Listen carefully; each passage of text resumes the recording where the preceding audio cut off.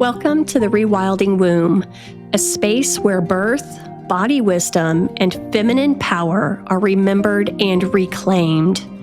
I'm Sabrina, an out-of-hospital midwife devoted to physiological birth, deep listening, and protecting the sacred threshold of pregnancy, birth, and postpartum.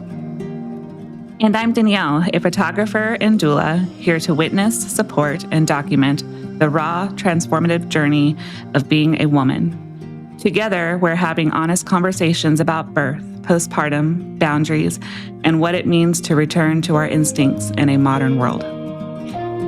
This is the Rewilding Womb, where we trust birth, honor the mother, and come home to ourselves.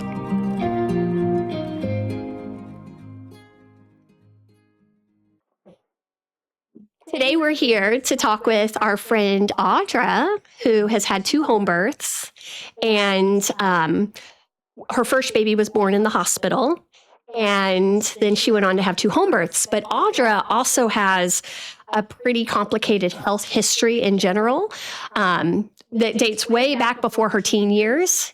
And so Danielle's also worked with Audra a couple of times for the 2 home births that she had.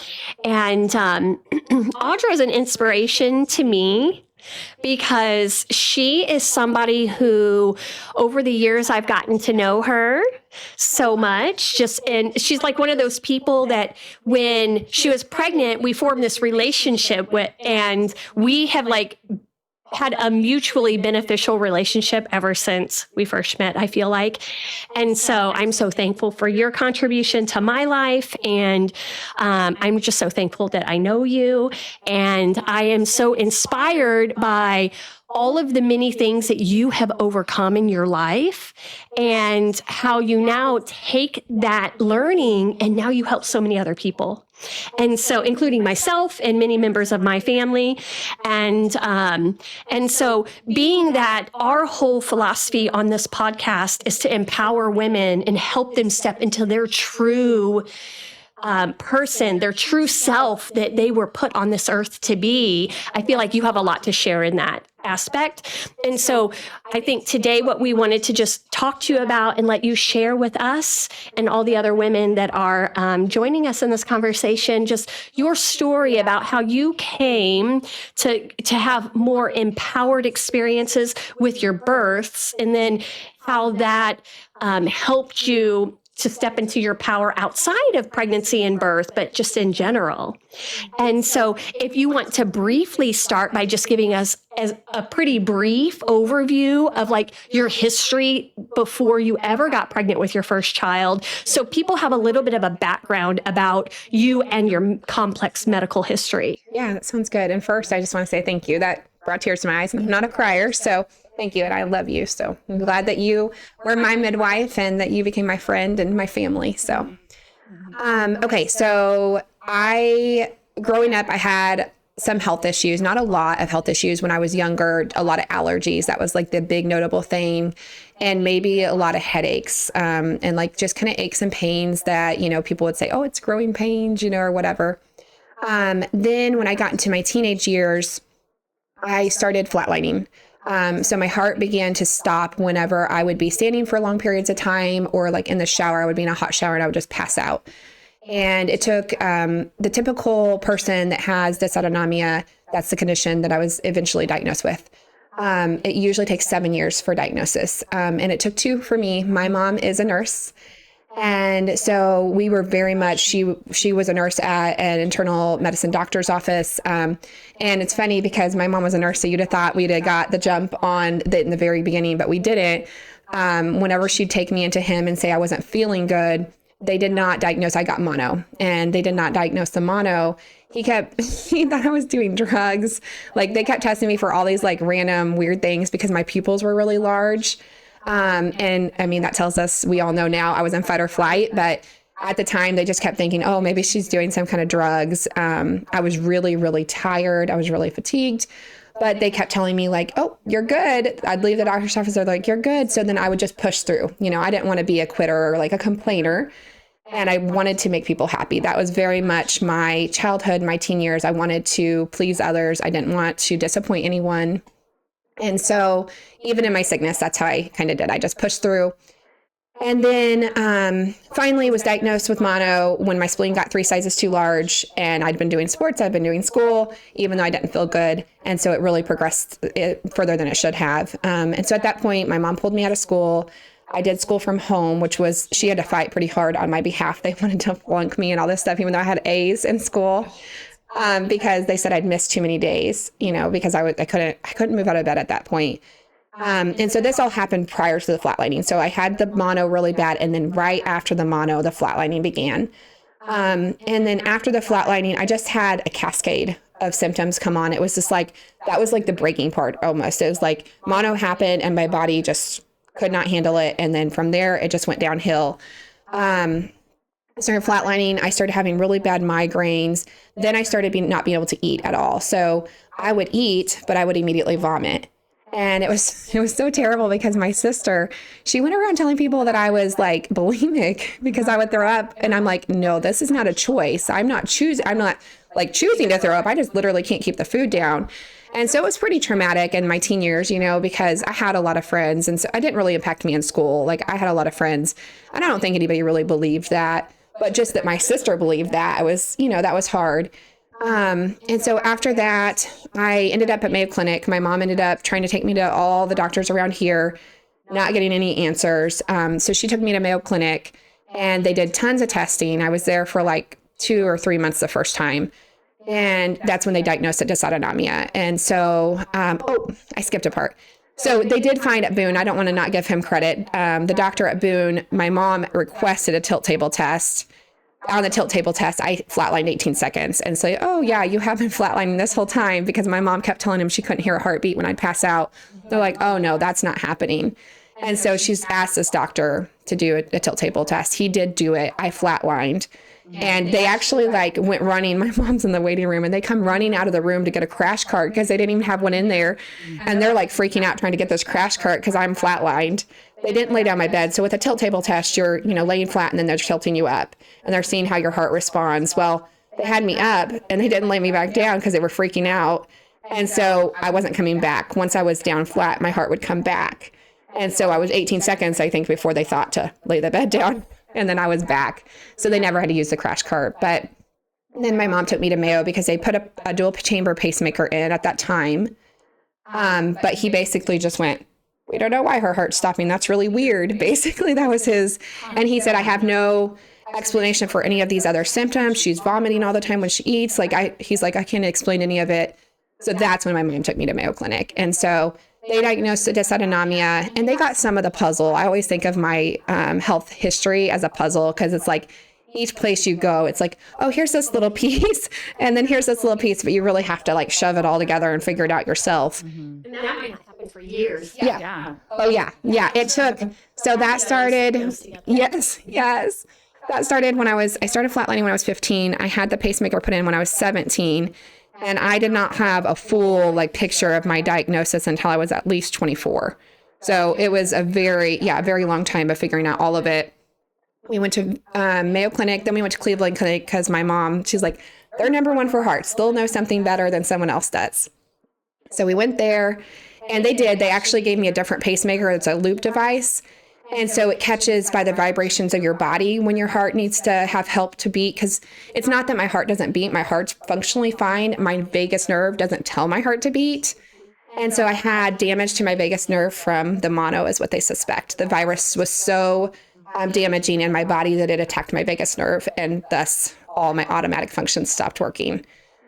So with that, you just think of anything that you do without thinking about it. Digestion, hormones, breathing, all these things. I remember at points in my younger life that I'd be like, oh, I need to breathe, because I just been holding my breath so long. I wasn't thinking about it. And I would just be starting to get kind of dizzy or something. And I just literally wasn't breathing.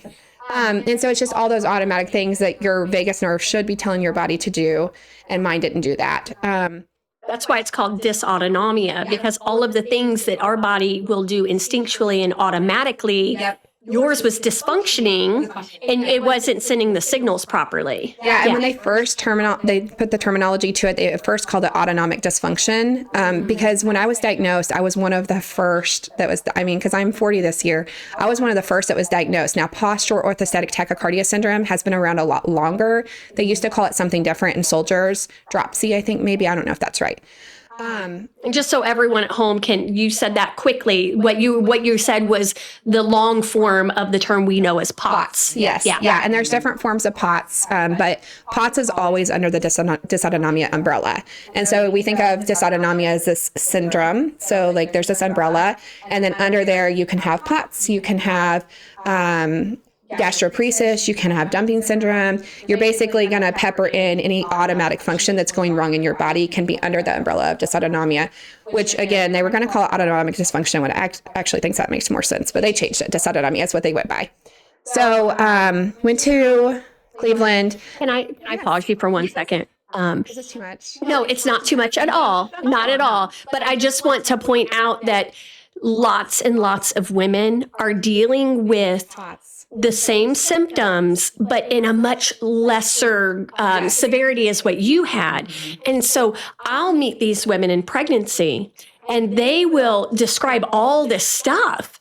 And I'm like, you have POTS. And they're like, what is that? I have no idea. Yes. Or they're being diagnosed with that, but not being given any course of treatment. Just like, oh, you have this and you're just going to have to deal with that for the rest of your life. Just if you feel faint, just lay down. And I'm just like, in the world.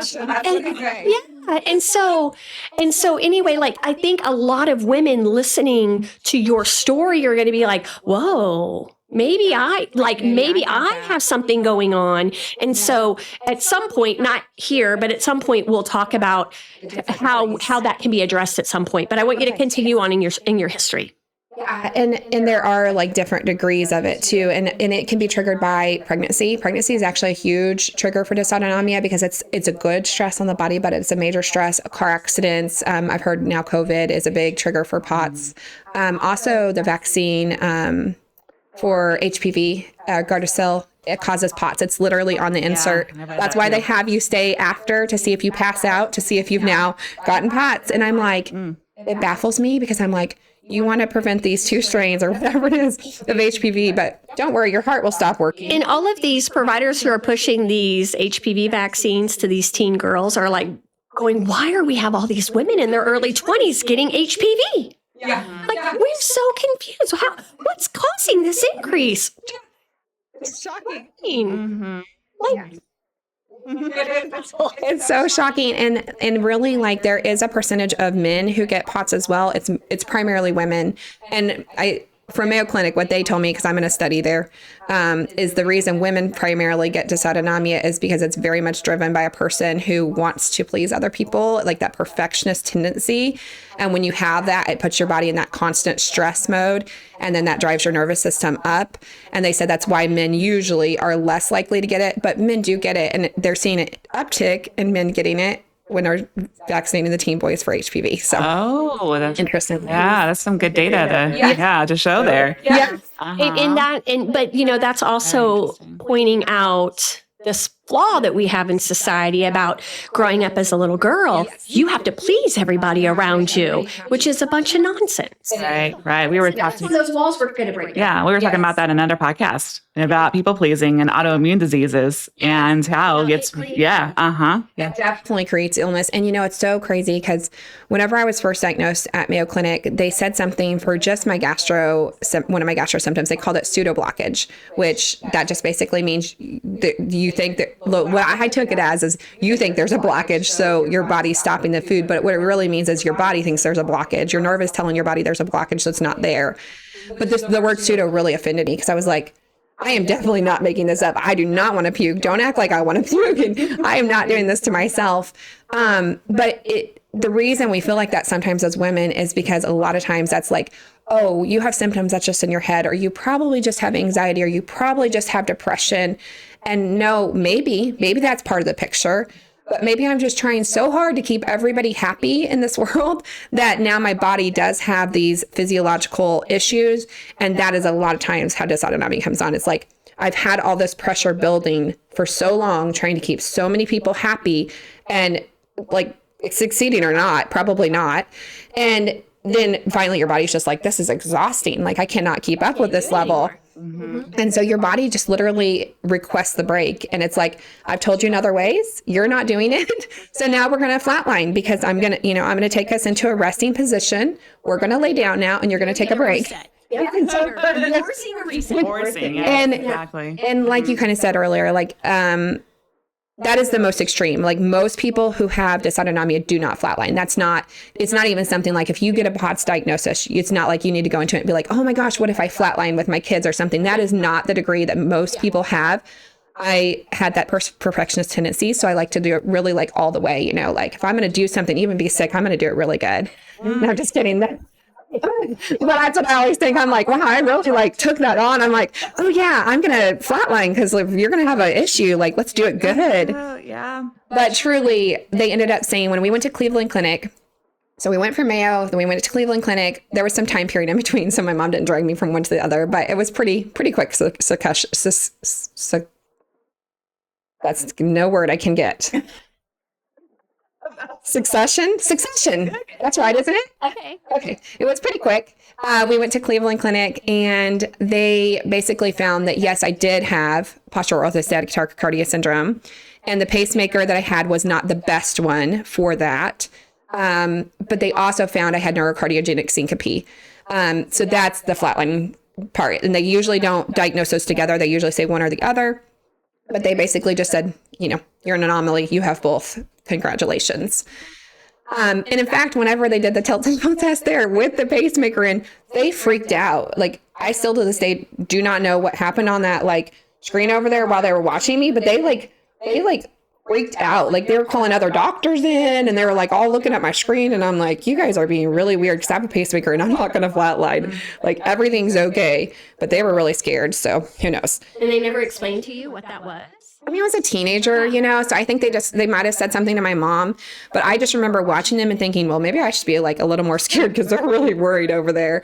And like, they just that's kind of my story everywhere I go. Like you're just that medical anomaly that they were like, whoa, we've never seen anything like this before. I think everybody come look. Yeah, I think that's all it was. I think they were seeing that I had neurocardiogenic syncope and POTS and they were just like baffled by it because they always tell everybody you can't have it. Like, I think that's what it came down to. They're like, we're always telling people that's one or the other, and this girl has it both. I think that's all it came down to. But they found a better pacemaker for me. I had that switched out. Did I have it then? No, they told me to wait because my battery was getting low. So that tells you kind of the progression. 17, and then it took about 7 years before I ran out of battery. I was using my pacemaker a pretty high percentage of the time at that point. And so within 7 years, I needed a new one. So see, it took longer than I even thought. So at 7 years, I replaced it with a different pacemaker that they recommended. And then guess what? My mom said, let's go to Vanderbilt. They have this autonomic hub. And she's like, we need to get more answers. I was having a lot more problems at this point. So this wasn't like, oh, we went here and they fixed it and I'm all good. They put me on a bunch of medications. And then the next one put me on different medications, added to the medication list. And then by the time we went to Vanderbilt, I was really struggling. I could not go into any stores. Because I had such bad like noise sensitivity, like it would being in this room would feel like you guys were screaming and you guys are barely talking. I'm talking, but like just the littlest noises were just so agitating to my system. My reactions were really extreme. Like it wasn't that I shouldn't react to a situation, but it was just like my reactions were out of proportion. Not like anger. It wasn't like an angry reaction. It was just like I was running from a bear, but it was like a little situation. It wasn't that tragic or that bad. And at that time, when I went to Vanderbilt and a little bit before that, maybe during Cleveland, I was married or I was either in a relationship or married because I was with my high school boyfriend up until I was 22, I think. It's been a while.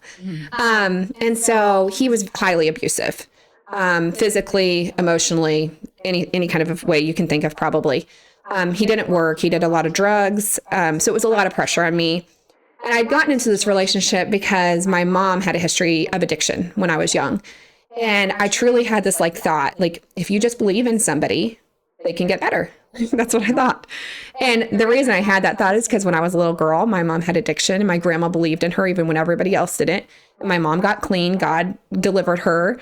And she was a wonderful mom. And so like I had this idea, like nobody's believing in him. He was adopted. He was traumatized from all these things that happened to him. And if you just believe in him, then he'll get better. And I think sometimes that's true, but the person has to want to get better. Yes. Yes. And he had no desire to do that.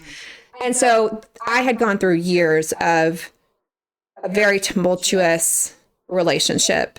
And so that had only made my symptoms worse because the stress of trying to manage him, which is all I was doing, just progressed my symptoms. And so at this point, I was still married to him and I went to Vanderbilt. And whenever I got there, I was seen by an autonomic specialist and it was very hard to get in there. All of these places were very hard to get into. So my mom is very tenacious. She got me into each of these places, each of these specialty programs. And when I saw the doctor, she came in and she said, well, I think we should check your norepinephrine. And I was like, okay. And so they drew blood for that and they have you lay in a quiet room. They want you to be very relaxed because they don't want to get a false number on that. So they have you lay in a quiet room and they come in and they already have the needle in. So that's not like something that's poking you and making you rise. And they come in and they draw the blood and then they send it off. And when she got my labs back for that, she came in for my follow-up and she said, no, she's a foreign lady. So she said it very funny, but she basically said, congratulations that you haven't killed anybody. And I was like, thank you so much. Okay. And she said, I have never seen norepinephrine levels this high. She said mine were like 3 times higher than they should be. And she's like, you have to be in a terrible state all the time. She's like, the fact that you're here and you made it this far is incredible. And so she put me on a medication, another medication. I was on a lot at this point. She put me on a medication called methodopa.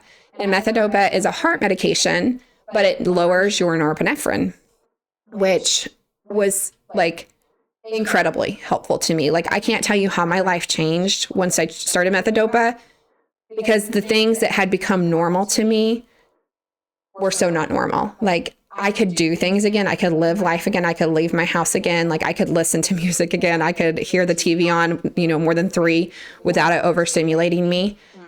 So it was a huge win. Actually, I think of Vanderbilt as one of my best wins, even though they put me on a bunch more medication. And it's funny that I think of that because I strive hard at this point in my life not to take any pharmaceuticals. But that gave me the ability to be able to do the next steps, because if I had not had that experience, if I had not had methodopa where I could calm my system enough to be able to think clearly and to explore other options, I would have just stayed in that state. I could have never gotten out of that state. Mm-hmm. And because things that feel so simple when you're healthy are so hard when you're sick. It's just, I've been there, so I know, but if you've never been there, you don't know. Like people would say, well, you just need to cook and eat healthy food. I'm like, are you kidding? I barely even eat food because it's just like so much work to get up and eat something that's not healthy, let alone you want me to go in the kitchen and cook something. Like there's no, like, I don't have the ability. It's not like a possibility in my toolbox at this point. And so I'm learning a lot right now, just letting you know. And I sure hope a lot of people that are listening are chiming in and be like, okay, this is a big eye opener for me because I didn't know. I was Audra's birth photographer and, I did documented your maternity session and followed you through postpartum, but I have never heard you talk about your history in this way. Yeah. And so I thank you so much for speaking on this. This is amazing. So yeah. I usually go into conversations and I'm like, I don't want to overwhelm people. No. This is great information. My goodness. Yes. Okay. Your story is going to be so inspirational to thousands and thousands of women of like, if Audra can overcome all of that, I can overcome what I'm dealing with. Yeah. It's gonna that's why I wanted you here, and I hope that you'll come back many other times because there's so many topics that we can talk about with you. But just getting your story out there so that women can see what is possible. And I always say that's my biggest role as a midwife. And when we first introduced this podcast was, listen, our job is to show women what's possible. Yeah. because so many women have no belief or faith or confidence in themselves at all. And we're here to say, you have so much more than you can possibly imagine. And your story is going to be so inspiring to so many women. Yeah. And their children too. I mean, just looking at their kids and be like, oh my goodness, maybe I need to ask questions about this and like talk to their pediatrician about some things that my child's going through. This is going to change lives. Yeah. Lives. Well, and I think women, I mean, this is who I was. This is the progression of me. At those points back then, I felt stuck. And I think that that's a lot of times, like, it's not that women don't want to be out of those situations, like for the abuse, for instance. I'm in that situation, in that relationship, my first marriage, and it's terrible. I mean, like, what person just stays there and like puts up with that crud? But I stayed because I told myself that I was helping him. I told myself that, but the truth was I felt stuck because I didn't know how to get out of that. I felt like a victim that was unable. And I told myself a lot of stories for that. It's not that those things aren't valid, but I'll give you for instance. I told myself that if I left him, he might kill me. And that was valid. He legit might have killed me. That's not like something that I was just making up or like dramatizing. That was a legit concern. But wasn't I dying just staying there anyway? Like, I was slowly dying. And me being brave enough and taking the steps to leave that relationship was either going to set me free or kill me. But like with that certain story, one of those things were going to happen. But either way, I was dying. Like, you can't stay in that. Like, it was so dramatically affecting my health that like anybody in that kind of situation is dying a slow death because you're trying to do all these things and walk on eggshells and just make things better that you have no control over. But it was amplified by my health issues because not only did I have that part of it, but I also had these health issues that were just getting progressively worse because of that. They were fighting each other back and forth. Yeah. Because of your health issues, there was no way you had the resources to address the relationship. And the relationship was further causing the health issues. Yeah. Back and forth. Yeah. And I was in a relationship where I was being the breadwinner when I didn't have the health to be the breadwinner. I really needed somebody to step up and say, I love you so much. Why don't you take some time for you to get healthy and take a break and just breathe? You have been taking care of everyone else all this time. I needed somebody to step in and say that. And I had a wonderful mom. Like, I don't want to act like some people in those situations are really just by themselves. And my mom would have done anything for me. If I would have gone to her, I had never told her he was abusive. That woman would do. She would do anything for me. She'll do anything for anyone that she knows and cares about. And it's true. And she's actually working on some boundaries around that a little bit. But she is just an incredible person. But I had never told her I was in an abusive relationship. Now, you and I both know she most likely knew because he literally had a bipolar diagnosis on top of just the abusiveness. And so there were times he exploded in front of her. So there was no, like, it wasn't, some people that are abusive that have no diagnosis, they hide it really well. He was not that person. But he did hide it to a point. So she hadn't seen the full force of what I was dealing with. And so, she would have done anything for me. She would have paid for me to get a different house. She would have done anything if I would have just spoke the words. So I had a different opening than some people listening to this might have. And so I don't want to minimize other people's experience because my experience was like, oh yeah, you can just get out of it. But it is just a decision. It is a decision. And I can almost confidently say most people can do something. You can make a choice. And yes, it might be a really scary choice. I was also scared he'd kill himself. I had all these different fears and I didn't want to carry that. I was like, he's going to kill himself and it's going to be my fault. And by the way, he tried to do that. His mom called me and it was very traumatic. He's like in her driveway. He's got needles in his head. He has drug dealers delivering drugs to him in his vehicle. And she wants me to do something about it. And I'm like, call the police, call a ambulance, call somebody. Like, I can't help him. And she's like, I can't do it. Will you do it? So I call an ambulance. And then the ambulance calls and then the police come and then he goes on a run and he's running from the police. And then he wants to kill me because he's in jail because his mom told him I'm the one that called. I'm like, why would you tell him I'm the one that called? You called and asked me to call. And so, there are real things that happened that were repercussions once I left. It wasn't like, oh, this is just an easy walk. But I was just saying to my client, I just told her this yesterday. I said, boundaries help. Boundaries help even when they're hard. And I said, when I left this relationship, it was scary and it wasn't an easy flow, but God protected me. I saw him do so many things to other people that I was scared was going to happen to me when he was angry. And God protected me. None of those things ever happened. Now, yes, he threatened to kill me. Yes, I had to go to the jail and try to talk to him about it, to try to bring him down and get him to the real of what was happening. I was like, hey, listen, I just didn't want you to die in that truck on your birthday. I felt like that was a bad idea. Your mom called me, and please don't be mad at your mom either. So I felt like I still was walking that road of pacifying him while also I had a daughter. I was raising my daughter and I didn't want him to come burn down our house while we're sleeping. I had adopted my daughter. We had actually adopted my daughter together. That's a long other story, but anyway, I didn't want anything to happen to her, and I just wanted to keep everything good. So I was trying to still placate him a little bit, not because I was telling him something fake. I was telling him the truth, but you shouldn't have to. Most people who are not abusive are not reactive like that, right? They're going to see the bigger picture. If you call somebody in that's more healthy because they're overdosing in the vehicle, they're going to be like, oh yeah, that makes sense once they're come down from the drugs. But that's not how his reaction was. So I was in this relationship, sorry, and I'm getting these medical interventions, and went to Cleveland Clinic. They did that, went to Vanderbilt. They found the norepinephrine. And then she sent me to an allergist, which I thought was the weirdest thing. I'm like, why would I need an allergist? This is really a strange thing to bring into it. I was not complaining about allergies. I mean, I'd always had allergies, but I'm like, everybody has allergies. Everybody's like, oh, I've got seasonal allergies. And that's how I kind of attributed my things. And so she sent me to an allergist. He did testing. I had to take home this jug and do a 24-hour test, and took it back. And he's like, oh yeah, you have mast cell. I was like, what? And he's like, yeah, that explains actually a lot of your symptoms. That explains pretty much everything. And I was like, what? How?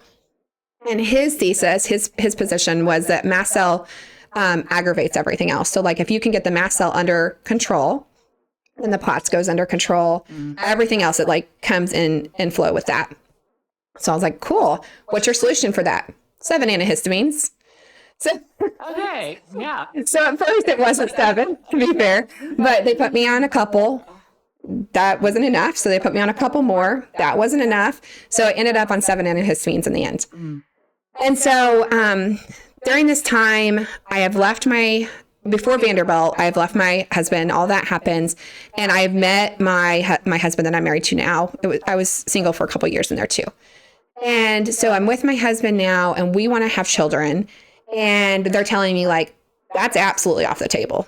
That's not a good idea.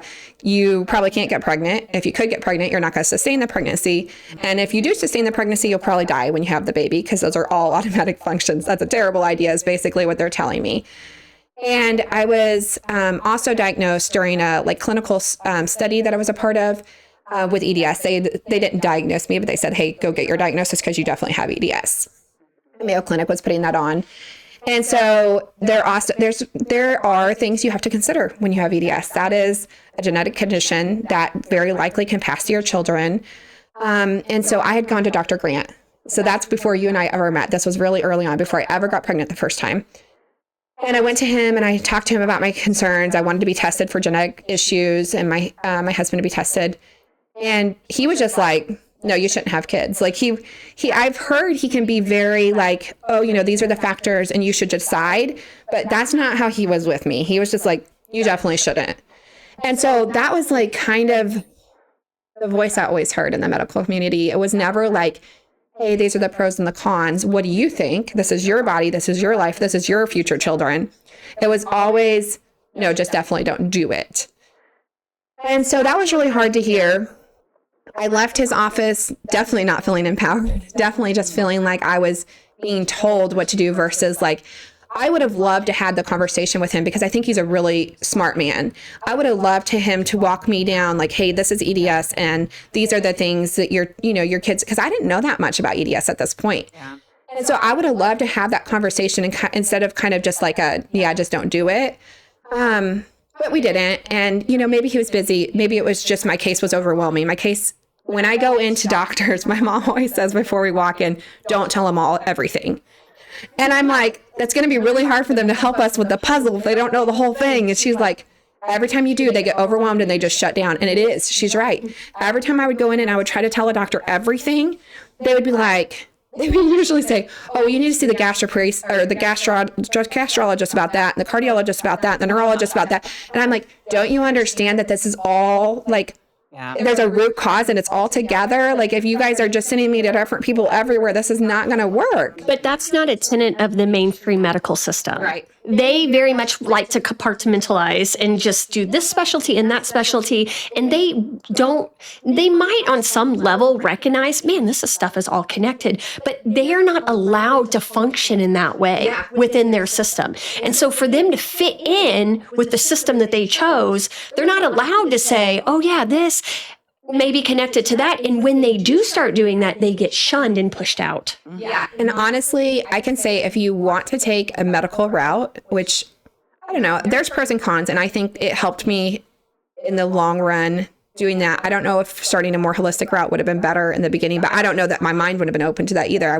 My mom was a nurse. So it was like God took me down this trajectory that I had to go down to get where I am.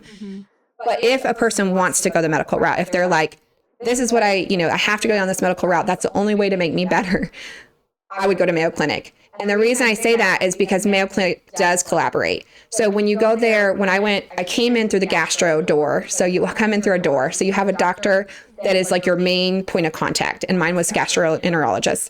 And he was very good at collaborating with all the other doctors that were running tests. And he's the one that came back with a dysautonomia diagnosis, even though he was gastroenterologist, and that should have been neurology saying that.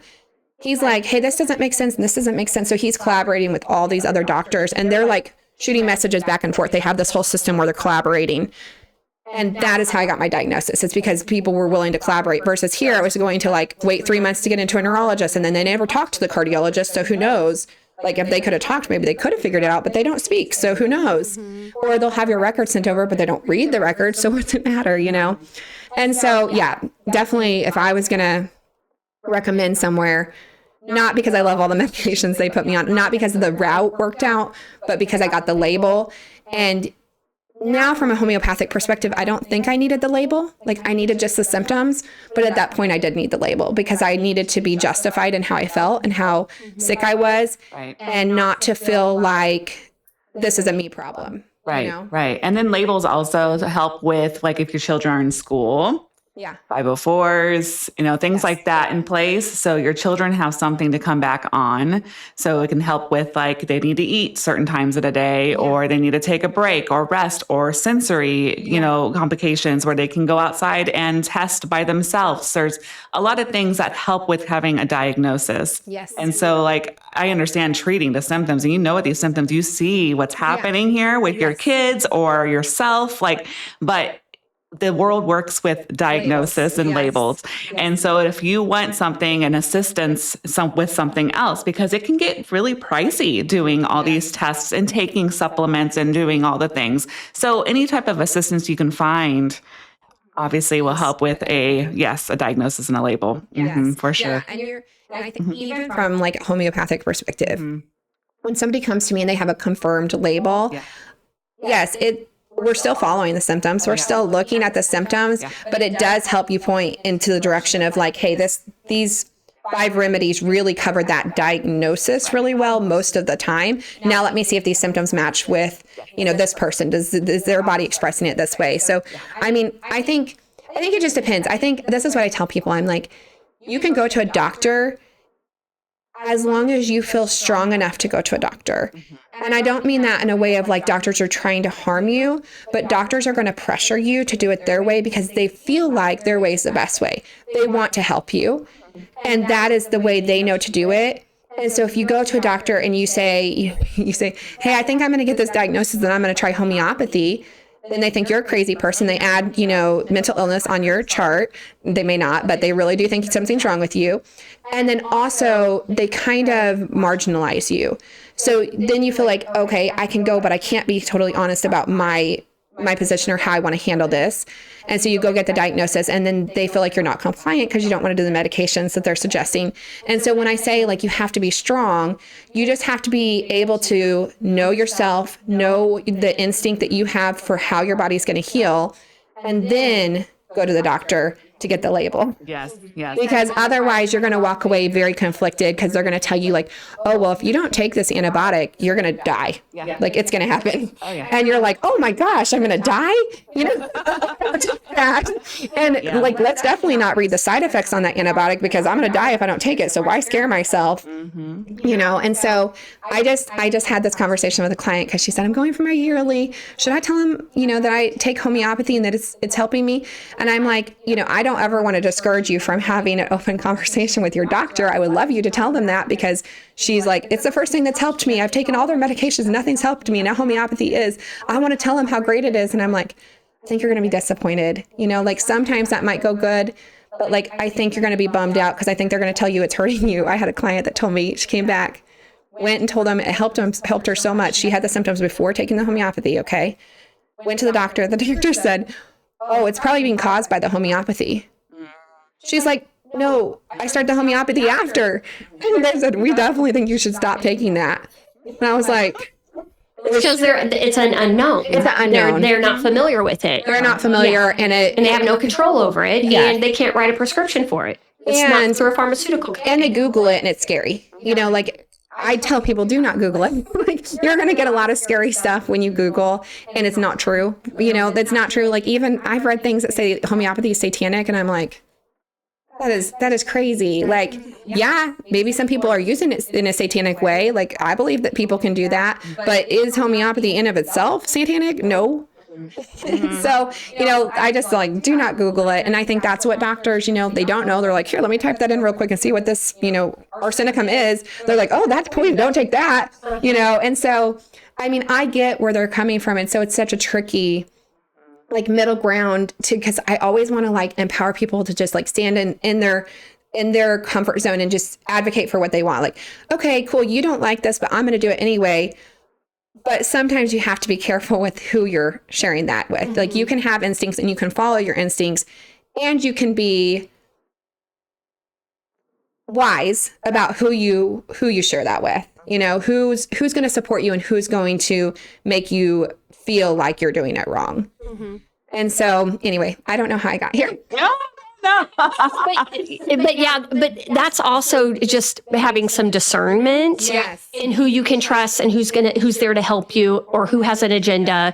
And the thing is, like, we go into the medical system looking for answers. We don't realize they do have an agenda, and their agenda is to make money. Yes. And because it is a for-profit. And so it really is like, sometimes some of us really have to go there and we have to utilize the expertise that they have to offer in some ways.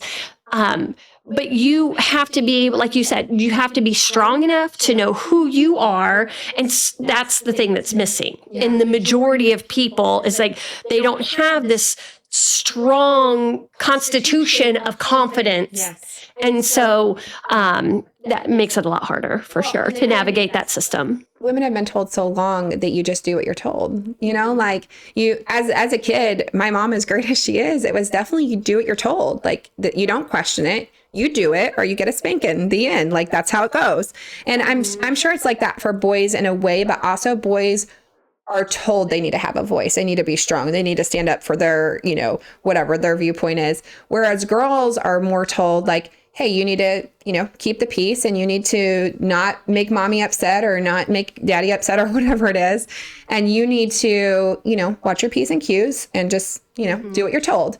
And so when we go to an authority, like a doctor, and the doctor treats it like he's an authority instead of a service, of like, when somebody comes to me, I never say, you must take this remedy, and if you don't, I won't see you anymore. Like, I would never say that to somebody. I've had somebody that does muscle testing, that's fine, but it does make homeopathy a little tricky for me, because she would muscle test and she would tell me every remedy was like she didn't want to take it. And I'm like, okay, well, like, I'm hitting, like, I had to eventually say, like, I'm hitting a wall of like me being able to just repartize and pray about it and recommend something because it's not coming back. That doesn't mean you're wrong. It just means maybe I'm not the right person because I'm not like coming up with it for you. Mm-hmm. And so, like, it's just, I would never say to somebody like, I won't see you anymore because you're not doing what I say. It's just like, either I can help you or I can't, and I want to help you, and I'll keep trying if you want me to, but I hate to keep taking your money when all the remedies muscle test wrong. I don't want to do that because I care about you, not because it's inconvenient for me. So the thing is, like, those of us who are not part of the medical system, have not been through, like, medical school, it's a totally different paradigm that we're working out. We're working out of helping people, and they're working out of following the rules and doing what they're told and doing what they were indoctrinated to follow a certain course of procedure, and they don't know any different. And they think they're helping. I mean, they think, my mom was a nurse, and that's what she says. Like, she's like, when I told people to do things, I loved them and I wanted to help them. And that's what I learned they needed to do. So when I'd say you need to vaccinate your kids because that's the right thing to do, she's like, I didn't know that wasn't. That's what my books told me. And I thought their children would be hurt if they didn't do that. So I wanted them to do it. Like, that was all it came down to. And she said, if I had to tell them the scary things of not doing it so they would do it, then that's what I did, so that they would know that there are risks of not doing it. Yeah. And I mean, yes, we should talk about risk, but we also don't talk about the risk on the other side, and they're not taught it, Exactly. And my mom being, like, you guys know her, the sweetest person in the world. I know 100% if my mom would have known there was risk and, medications, to the extent that there are, or vaccinations, I know she would have said that. But like, she, her schooling, that's just not how she was educated. Doing what she was informed and educated to do it. She was just doing her job. Yeah. Yes. So a lot of people within the medical system, they have good intentions. Absolutely. They're just not aware, and they were molded and shaped to do it that way. Yes. That's the thing. Yeah. And I think that can really take us in beautifully to my first experience when I had Gentry. So I got pregnant with Gentry, and it was a miracle. We had done fertility treatments. Nothing worked. I didn't ovulate. They said, we do everything. You don't ovulate. Like, that's an automatic response. You can't ovulate at the end. You're not getting pregnant. And then my husband also had some issues. And so between the two, they're just like, it's probably not going to happen. You could do IVF. It's expensive, all that things. We're like, no, like, if it's not going to be successful, like, why are we going to spend all that money?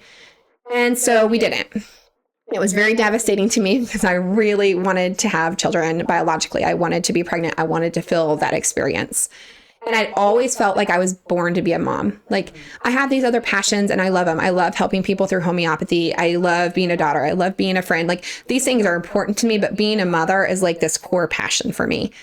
And so it was just, I don't know, like, I wanted the whole experience. Like, not that adoption isn't wonderful, and not that it's not meaningful and important, and, not that you can't have great relationships with your kids. It wasn't any of that. It was just, I wanted the experience from beginning to end. I wanted to get pregnant. I wanted to feel the baby. I wanted to birth the baby. I wanted all of it. And so it was very hard to hear. And we were foster parents. So we were raising two little ones leading up to my pregnancy. And my mom called me one day. She's so funny. So she calls me on the phone and she said, hey, guess what? I'm like, what? She's like, God told me today that you're going to get pregnant. And I was like, okay, sounds good. She's like, she could tell I was dismissing her because I was like, okay, cool. And she's like, no, seriously. And I was like, okay. And she's like, I was on the lawnmower. So she goes into the story. I was on the lawnmower mowing the lawn. And God said, Audra's going to have a baby in her own womb. She said, I know it's God because I never say the word womb. I never say the word womb. Use that word. And I was like, okay, Mom, sounds good. Thanks for letting me know. And so I was still like pretty dismissive, honestly, because I was like, yeah, that's probably pretty unlikely. And maybe he's talking about these kids and it's like a figurative womb, or something. I was like, okay, cool. 1 month later, I was pregnant. So I was like in total astonishment. I'm like, oh my gosh, I'm really pregnant. I'm actually pregnant. And so I immediately when I get pregnant, my cousin who delivered with Sabrina messages me. Now, she is not like a real vocal person. Like, she doesn't like to ruffle feathers a lot. And so it was funny because she's like, she knows my mom's a nurse. And so she messages me. She's like, hey, super glad you're pregnant. Maybe look into vaccines. And I was like, huh? And I'm like totally taken aback because of course I plan to do all that. Like, my mom's a nurse. Like, I never even questioned anything like that. And I'm like, what? And at this point I had gotten more holistic. Maybe I had gone completely toxin free in my home. I'd gone to integrative nutrition school at this point. And by the way, thinking of earlier, you should have somebody that supports you. My husband was working and I was able to stay home and go to school. And we were not in a really great place, but we were in a like good enough place where he cared that I was sick, you know? And so he's like, you know, I had filed for disability at this point. I wanted to work my whole life. I wanted to work, but I had of the 3 or 4 jobs that I've had and like decent jobs, like, you know, admin jobs and different jobs. All my bosses have loved me. I had my last boss created different positions for me to try to make them super flexible so I could stay working there. Like I've just had phenomenal bosses, but I just couldn't do it. Like I'd show up to work, I'd be vomiting in the bathroom. One day I passed out. Like it's just a liability. Like they don't want somebody flatlining at their establishment. It's not the best. And so I had filed for disability and wasn't approved the first time, which is crazy because I had 7 disabling conditions, but yeah, denied. And then filed again with an attorney and it was approved. And so I was on disability, staying home, going to integrative nutrition school. So that all happened before we got pregnant. So I had kind of cleaned up my life. I had done like toxin free. I was eating really nutritious because now I wasn't working. So I had the energy to actually cook some meals. And when I tell you like my life before, I'm talking like mac and cheese, ramen noodles. I had a lot of ramen noodles before. So like, that's what I had the energy for in the microwave at that. I don't know if you can do ramen noodles otherwise. You can do it on the stove, I think. So yeah.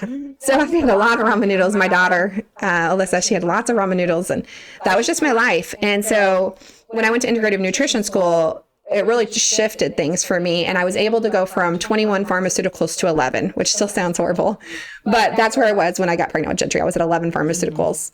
And so I got pregnant with him. And so my cousin tells me this, like, you got to research that.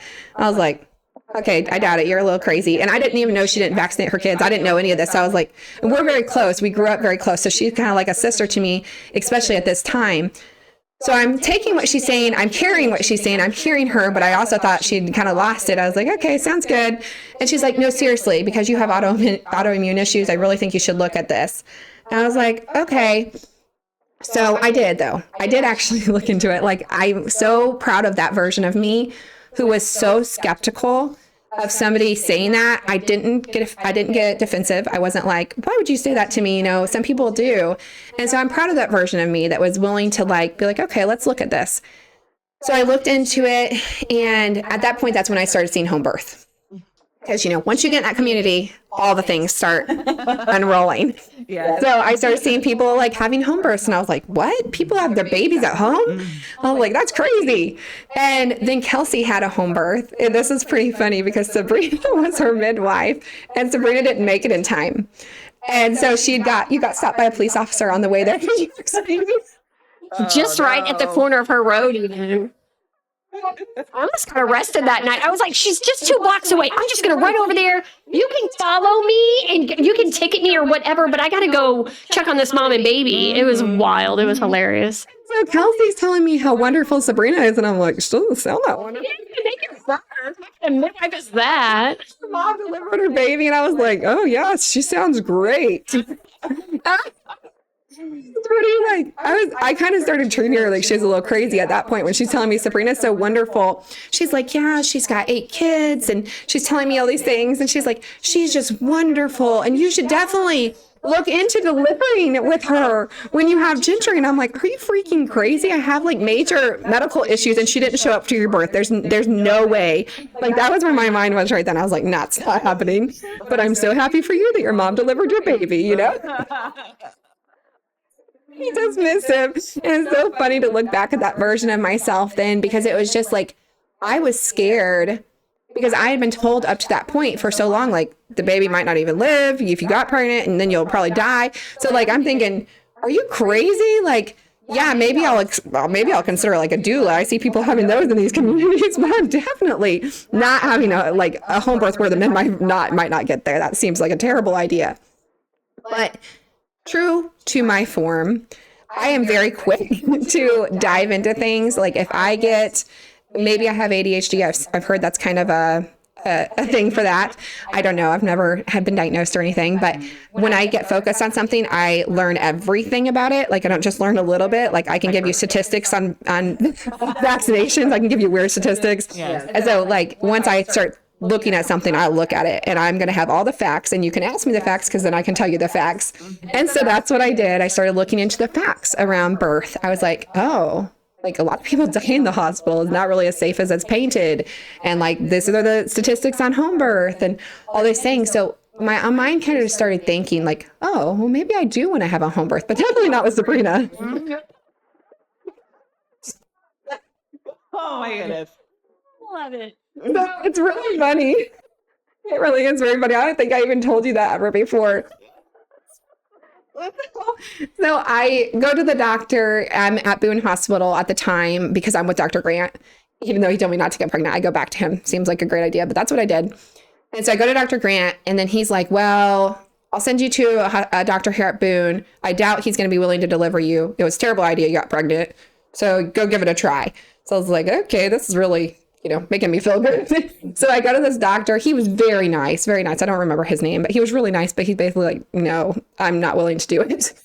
And he's like, you're going to have to go over to MU. We're not taking this on here at Boone. Mm-hmm. I was like, okay, cool. Sounds good. Thanks for all the votes of confidence in this. And at this point, you guys should know I was feeling good.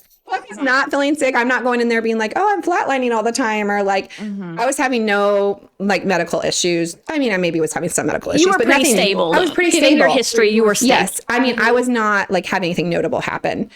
He was freaked out by the 11 medications, but he was mostly freaked out by that umbrella history, that followed me from Dr. Grant's, because thankfully he just sent all that over.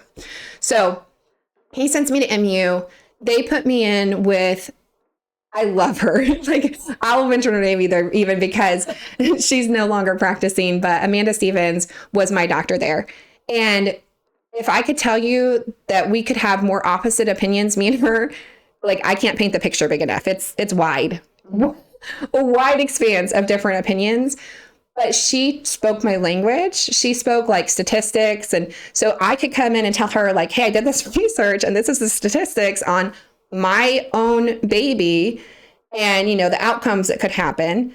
And she would listen to me. Now, did she always think that I was making the best choice? No. But she would listen to me, and she never told me like, well, actually, she's told me absolutely not a couple times.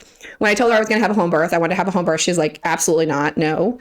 But most of the things she tried to give as much as she could for how she was educated. And the fact that all the patients she saw were the most high risk people ever. So like, she's trying to prevent major catastrophe. Mm-hmm. That's how she's coming at this. She's trying to keep me from dying, basically. Mm-hmm. So true to form, they bring in a whole team because there's nothing that ever happens with me that's not a whole team. So they bring in the head of anesthesiology. She ends up writing a paper on me, by the way. There's a paper out there about me. Anyway, they all confer with Vanderbilt. They want to talk to Vanderbilt, get my doctor there's opinion. So my doctor writes up a whole like recommendation. So they have this recommendation and it's very medicalized. Like everything's medicalized about my first birth.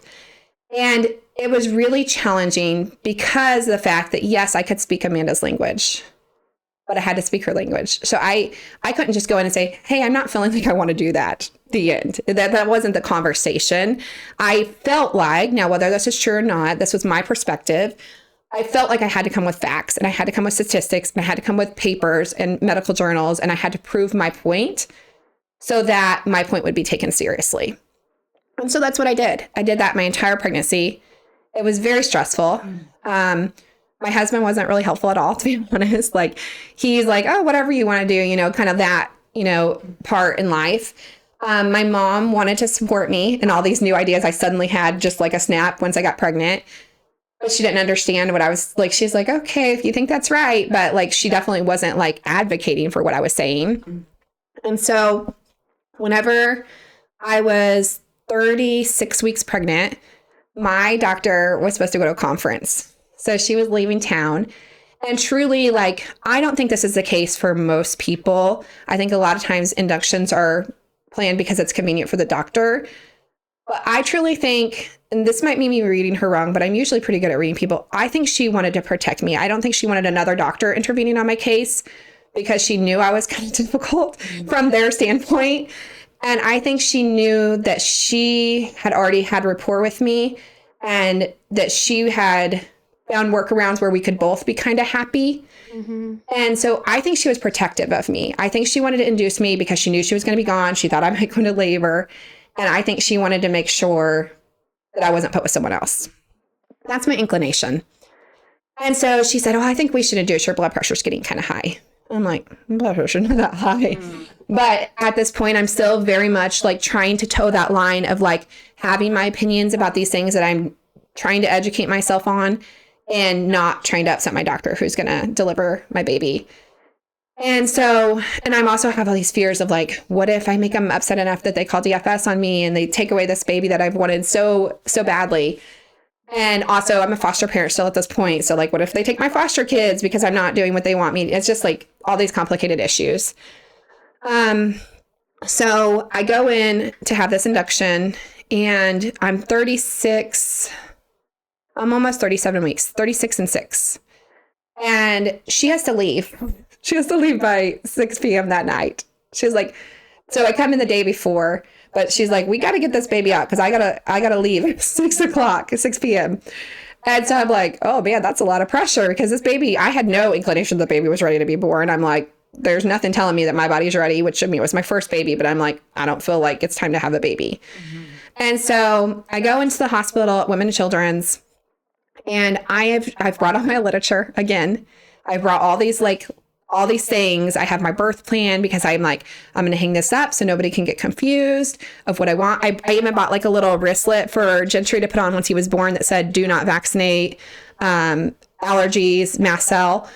And so I was trying to really be like prepared because I'm like, my husband's probably going to sleep, which is what he's doing. And my mom is not going to know how to, even if she wants to try to hold up what I'm saying, like she's going to be easily swayed. And so I'm like, if something were to happen where I was not able to speak up, I'm like, I want to make sure my baby's safe. And so have all this stuff organized. They sent like seven different staff members in to try to talk me into vaccinating him while I was giving birth. He wasn't born yet. I'm literally like trying to give birth. And they keep sending these people in. And Amanda comes in like maybe the second or third. And maybe I'm exaggerating because I mean, I didn't count, but it's just like person after person, like from the peds team keeps coming in. And Amanda comes in after I think the second or third person. And she's like, hey, I'm really sorry. Like she feels genuinely bad. She's like, I am so sorry that they keep sending people in here. She said, I told them you did not read this on a blog. You're not like a mom that just decided based on a blog that you have statistics, you have medical history, and like you don't want to do this for legit reasons. She said, I told them that. And I told them they're not going to get anywhere. Yeah. Like basically is what she had told them. She said, but they just keep sending people in. She said, I don't know if that made it worse. It was like a challenge, you know, or whatever. But that was so hard because as I'm trying to give birth, I felt I had to defend my choices. Like I thought I'd already done that to her. And so then I was good. But then I got in the hospital and it was like an abrupt, different thing than I thought it was going to be. Because I thought like, I already proved my point. I've proved why I don't want to do this. And now I can go to the hospital. It's written up. Everything's okay. But then it wasn't, you know? That's because of how they compartmentalize all the things. So you had made your case to your OB, but peds doesn't care. Yes. It's like when other doctors would send their records and then they wouldn't even read the other records. It's like, and in that hospital itself, peds doesn't care what OB says. Yes. Your OB can advocate all day long, but the pediatricians are like, we don't care about any of that. That's exactly what she told me. So then what would be helpful is if those OBs would prepare the women, hey, listen, I really appreciate you taking the time to explain all this to me, but please understand, you're going to have to do it again because once your baby is out of your body, I have zero control over that. And you're going to have to battle that with the other providers who are going to be taking care of your baby.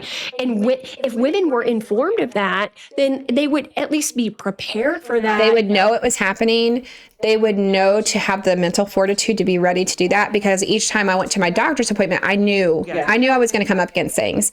But when I showed up at the hospital, I thought, I already did all that. I'm good to go. She's with me. I'm inducing because she's still here. So I've got my doctor. I'm doing everything I'm supposed to. You thought that you had a layer of protection. Yes. And you weren't prepared how that system worked because this was the first time you were in there doing that. And I had read all these different things of like, when you refuse, like, you need to say that you're signing under duress because otherwise they can come back and use this against you, because in the form, it literally says like, I'm taking the risk of like killing my child. Like those aren't the words, but it says basically that. And so I was really nervous to sign it because I'm like, again, DFS, I don't want anybody to get upset and question my decisions. And from a holistic midwife perspective, just you sharing that story, I am just like, we're not gonna have a baby. Like, how are we gonna surrender to this birth process when we're having to battle and fight through the whole process to these aggressors because they're not respecting your opinion, respecting your process, or supporting you in anything that you're choosing? It's a hostile environment. And that's why we have to let women know, like, if you go there, it's a hostile environment and you better have an army of people surrounding you. Yes. And it's just so heartbreaking that this is what women are doing. And especially someone with your history. And that was the first thing that when we finally met, I'm like, wow, all that stress is going to be the worst possible thing that could possibly be put on you if we're seeking a good outcome. Yes. Yes. And you're so spot on there, because it's, why do I want to push my baby out into this room where people are trying to get him? Like, and I say get him in the way of like, they want to do things to him that I don't want them to do. And he's much safer in my body. I can hit him if they try to do something to me. But like, once I bring him out of my body, like there's a layer of disconnection from him and me where I can't protect him as well. And I don't have anybody around me. Like I didn't feel at that point my husband would advocate very hard to protect him because he didn't think it was that important and he didn't have the facts. And maybe I underestimated him. Maybe he totally would have if it presented himself. But he was so detached at that point that I just felt like he'd be like, oh, they want to do that. Okay, cool. Their doctors were not, because it's too big of a battle. Yeah. And it's he such a doesn't know big how to fight system it. and there's so much pressure. Right. Yes. Yeah. And so, and my mom, same thing. I knew she would love me and try to do it, but I also knew she was so easily swayed. So it's just very much that thing of, why do I want to push this baby out into this world where they're trying to hurt him? I don't want to do that. That seems like a really bad idea. Mm-hmm. And not only that, they had insisted, this was one of the things they would not give on. I did not want to get an epidural. I was like, I don't want to get an epidural. Like, I have EDS, number one, like pain medications always fail anyway. Like, you can epidural me all day and I'm not going to get it, but the baby sure is, because it's going to go into my system, but I'm still not going to have anything, like any relief from it. And what they're wanting while they're insisting I get the epidural is because they want to lower my stress of the birth so that it doesn't trigger my norepinephrine to go higher and, the POTS symptoms. And I had, at that point, I didn't tell you girls this, but at Vanderbilt, they diagnosed me with not just POTS, but hyperadrenergic POTS. That's what the high norepinephrine is. And so when you have high norepinephrine, it means that your blood pressure can go high and it can drop out low. So it's kind of like a temperature gauge. It's either 30 or 90. There's no middle. You're either really high, really low. Mm. And so they're wanting to prevent the really high. Mm-hmm. And I get it. They're trying to do that. I understand. And I'm trying to be cooperative, but I'm like, I really don't want it because I don't think it's going to work anyway. Get the epidural. They won't let me move at all, even though I can feel my legs the whole time. I'm like, listen, I can feel everything. I'm fine to walk to the bathroom or anything I need to do because it didn't work. Like I told you guys, it wouldn't work. Mm-hmm. And so I had this epidural. Like, there's just so many parts of that where it's like, I felt like I had to give a little, even though I knew better. It's like, I know my body. I know I go to the dentist and I have to feel everything they're doing because the pain meds don't work. It doesn't matter. I've done it my whole life. I know how my body works. When I go get my pacemaker surgeries, they have to give me triple doses of the meds, and I get terrible side effects because they definitely don't want me to remember what happens. They want to give you tons of Versed so you don't remember. And I have terrible side effects after because they're like, oh yeah, we had to keep dosing you because you wouldn't stay under. Mm-hmm. Yeah, I know. Yeah. And so, it's just like you are almost made to ignore your instincts. You are almost told that they know your body. They got a group of doctors together and they know you better than you know you. So you better do what they're saying because you certainly don't know your own body, as well as they do. And again, I always think it's from the best of intentions. Not always. I think there's doctors that are real jerks, but I'd say for the most part, most of the time you're experiencing this, they're coming from a good place. It's just what they know, and they're trying to, my doctor, Dr. Amanda, she was trying to prevent me from having anything catastrophic happen. And so Gentry's born. It was pretty tough because he wouldn't come out because he wasn't ready to be born. And I had already said to Amanda, I'm like, I don't want all the tools. Like, I don't want you guys putting forceps up there trying to pull him out. I don't want you vacuuming him out. So she's kind of tied a little bit there because she's trying to honor my wishes. She really was a good doctor from the standpoint of trying. She was just trying. So she calls this doctor in. I can't remember her name, but she's got really small hands, apparently. She's got small hands. So she's going to stick her hands all the way up in me and bring the baby down. That's the new plan. So she does. Her hands go all the way up inside me to get baby.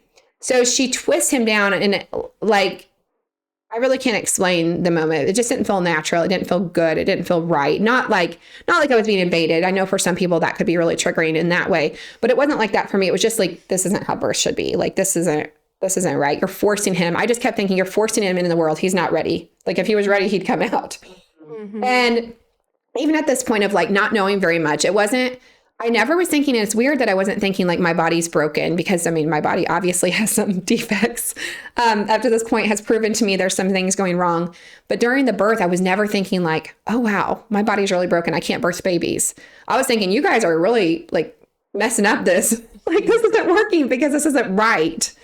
And I think that comes from, I grew up on a farm, a horse farm. And so I saw horses give birth. I saw cows give birth. I saw goats give birth. I saw, dogs and cats. So I had seen birth a lot. And I'm like, yeah, every once in a while we had to call the vet or intervene, but usually not. Usually that's not something that happened. They just gave birth. They had the instinct to do that. They knew how to do it and they did it. And so I think that really played into that viewpoint that I had in that moment of this doesn't seem right. So she pulls Gentry out.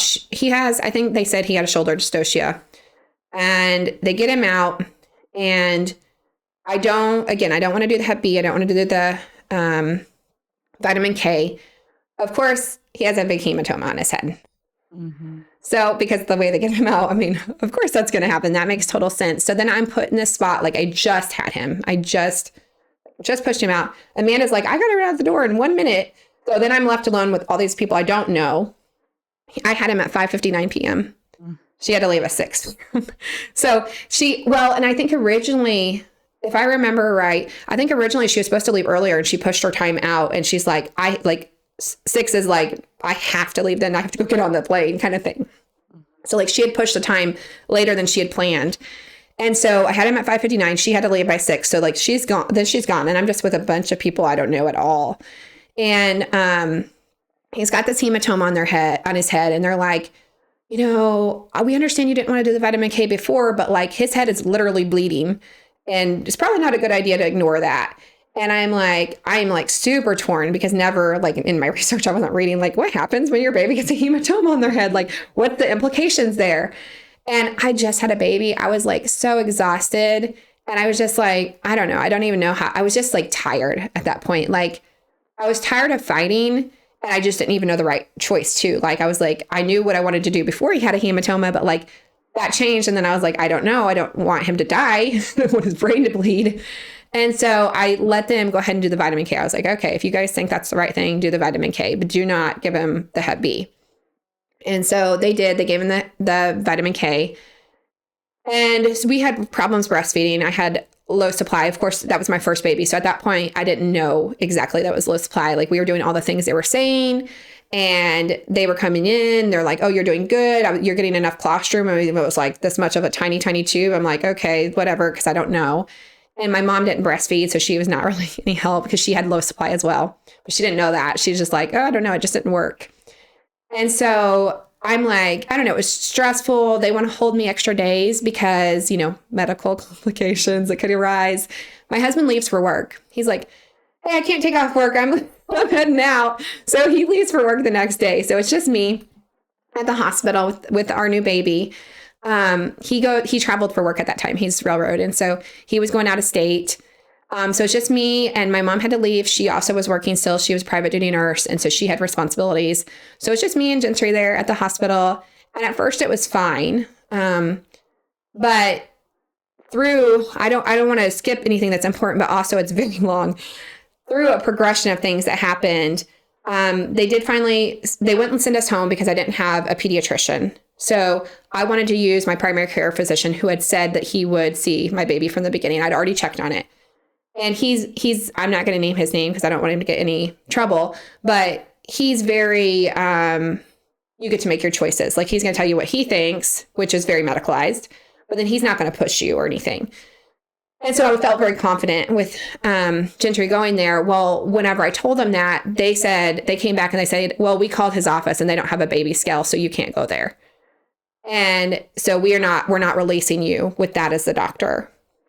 And I was like, oh, so then I was really thrown because I was like, that's the only plan I had. I didn't have another plan. Mm-hmm. And so I had to schedule with one of their pediatricians before they would let me leave. And so I did that. I scheduled with one of their pediatricians. I left the hospital. And then by the time I literally got home, they called me and said, oh, Gentry's bilirubin is too high. You need to turn around and come back. Like, he's going to be admitted. I was like, okay. So I turn around and go back. Now, this whole time, my husband's gone. I have foster kids. I have a 2 and 3-year-old that I'm supposed to be raising as well. They are with my in-laws, but the state rules say that foster kids can only be with somebody that's not a respite provider for 72 hours. So after 72 hours, you have to put your children with a respite provider, or they have to be with you. That's the only choices. Like, that's it. So my in-laws are telling me they need me to take the kids back because it's 72 hours and they have to work too. And I'm like, well, I can't, I'm going to the hospital with Gentry. Like, I have to go stay with him. Zach's gone. And so I'm taking Gentry to the hospital. I'm trying to figure out what to do with the kids. Like, I'm messaging my social worker. I'm like, hey, you got to get me respite. I'd never used respite up to that point. We'd had him for a year. I'm like, you got to get me respite. I can't do anything else. I had some other foster parent friends who all kind of stepped in and took them for a day each for a couple days, but then they couldn't do that anymore. And so, I mean, they all had their own lives. They had their own kiddos, and they were all like mostly maxed out with kids. Like, you can have so many kids under your roof. And so basically I'm like stressing, trying to get provision for these kiddos, stressing because I'm at the hospital and they're trying to retract Gentry. They're trying to do all these things that I don't want done. Like, I'm just having to advocate. It's like, so much. They want me to give them Similac formula because they, think my supply is not good enough. It's just everything. Like, and they were nice. Like, I never want to paint my picture as like they were mean to me. They weren't mean to me, but they weren't listening to me either. Like, they tried to bring me a breast pump. They did stuff. It was so stressful. It was so stressful. And so Gentry doesn't want to be on the bed under the machine. Like, he just screams. You sit him down, he screams. Like, the kid, I held the kid for the whole 2 years of his life. He does not like to be set down. He still would prefer to be on my lap, right, Sabrina? Mm-hmm. He's a very touchy kid, probably because he was shoved out of my womb and he was ready to just still be in there. And he would crawl back up if he could. And so it's like, It's true. It's true. Yeah, it's gotten notably better, especially recently. I have him on some new remedies and it's starting to shift. I'm starting to see some light there, but he's very clingy to me. So he doesn't want to lay on this bed. He just cries. And I'm like, I'm not going to let my baby cry because that will, cause fight or flight. And I have issues with fight or flight. I'm not letting him get stuck in that. So what's my solution? Take a vote. I hold the baby. I don't sleep. I just hold him and I sit under the light. And they come in and they're like, well, you can't really do that. What if you fall asleep? I'm like, I won't fall asleep. And so, they let me do that. They pull the light over top me in the chair. And they probably at this point think I'm a real pain, honestly, because I'm like, I'm not putting him in that bed. He doesn't want to be in that bed. I'm not letting you do all these things you want to do. I'm sure they were like, and it's flu season because he was born in January. So all the kids around me have these major problems going on. Why they didn't let me take a light home, to this day, I don't know. I asked them, can I just have a light at home to do it? And there was a no. And I think it's because my initial, I'm not doing vaccines. So they are like, we're going to keep her close. Mm-hmm. That's what I think. But everyone's sick. I can hear these babies struggling so hardcore. So I'm handling major anxiety. My precious miracle baby that I was never supposed to have is going to die of pneumonia here in a minute because they're going to bring it in on their shoes and then they're going to touch him. He's going to get pneumonia and he's going to die because of high bilirubin that he probably got from the vitamin K. So like I'm having all these life anxieties. And so then my mother-in-law, who's typically not all that helpful in general, tells me I should just leave him there because they can feed him sugar water or formula or whatever they want to do. And I just need to go home and be with the foster babies because I'm being a really bad mom because I'm not taking care of that situation. So I'm like, wow, I'm not going to leave my baby here. And so then she said, well, that's what I did with Zach. And I'm like, okay, cool. I'm not doing that. That's fine. You did that, but that's not my choice. And so my mom does get to come some. So she's there some and she holds Ginger where I can get little naps, but I can't even sleep because I'm like so stressed. Like I am like maxed out on stress at this point. So as you can imagine, we finally get to go home, which is wonderful. I'm so happy and so relieved. Get home. Immediately my blood pressure goes crazy. And I'm talking crazy. 220 over like 120. I'm emergency transported to the hospital. So we go back to the hospital. They take me from Capital Region to MU again, and I'm admitted. Now, you'd think, okay, maybe that's a relief to me, but it's not. It's not a relief to me because they don't know. They're like, they draw all the stuff to see if I have post-preeclampsia. I don't. So basically, the doctor comes in. Amanda's gone again, still. So the doctor comes in and he says, we don't know what's wrong with you. We're going to send you home. And I said, oh, okay. He said, you're definitely in heart failure. It shows here on the test. You're in heart failure, but we're going to send you home. And I said, well, you're going to give me like medication or something to keep my blood pressure down because it's really high. And I said, I'm scared. Like I'm home alone with my baby. I'm scared something's going to happen. He said, well, we don't know what to give you. So we're going to send you home without anything. Okay. I was like, so that was after one night. I stayed there one night. I was like, oh, okay. So they sent me home. True the word. Now, is this because, given your history, they didn't want to use the typical medications to bring that down? I swear to goodness, Sabrina, when people look at my file, when they see my list of diagnoses, they just freeze. Yeah. Like I don't know what to do with it. I can almost guarantee you, like, yes, I have an allergy to beta blockers, but that's it. Like any other medication you could give me. And beta blockers is for heart rate. So this isn't a blood pressure. Like they could have given me a list of things. The things they were giving me to transport me there to keep me from going into a seizure was magnesium, whatever, the magnesium drip. Like they did that the whole time I was there. But they never gave you labetalol? They never gave me anything. They literally gave me the magnesium drip the whole time I was there because every time they tried to stop, the blood pressure went crazy. And then they're like, here, we don't want the liability of you being here. That's what I think. And we don't know what to do with you. That's what I think too. So you go on home. Good luck. Yeah, that's what I think is exactly what happened. And you know what they told me? They said, maybe you should go to Vanderbilt. I'm like, okay, I have a brand new baby. I'm in heart failure. You just told me. You think I should make the 7-hour drive to Vanderbilt because you as a doctor don't know what to do with me. And you're a teaching facility with all these specialists and a magnet hospital for the state. Why don't you call Vanderbilt and find out what to do? If you humble your ego for 5 seconds while I'm in this big, scary thing, and you be the doctor that humbles your ego and calls and the big scary thing that they created. That system created that. That's what happened. I'm telling you that had I not had all the stress, and I'm not trying to put that on them. I know my body is the one that reacts to that. Like I was the one that felt in that fight or flight of protection. But had I not had all of that happen, that would not have happened. Like birth is not what caused that, to be clear. It was not birth. No. It was the stress that I went through during the birth. And so they sent me home. And in that early postpartum of your baby, the fluids, the bilirubin, and then all the hospital stay and low milk supply, just all my foster babies. It was all the stress of like your body is trying to regulate after having a baby and doing the hardest thing a human body can do.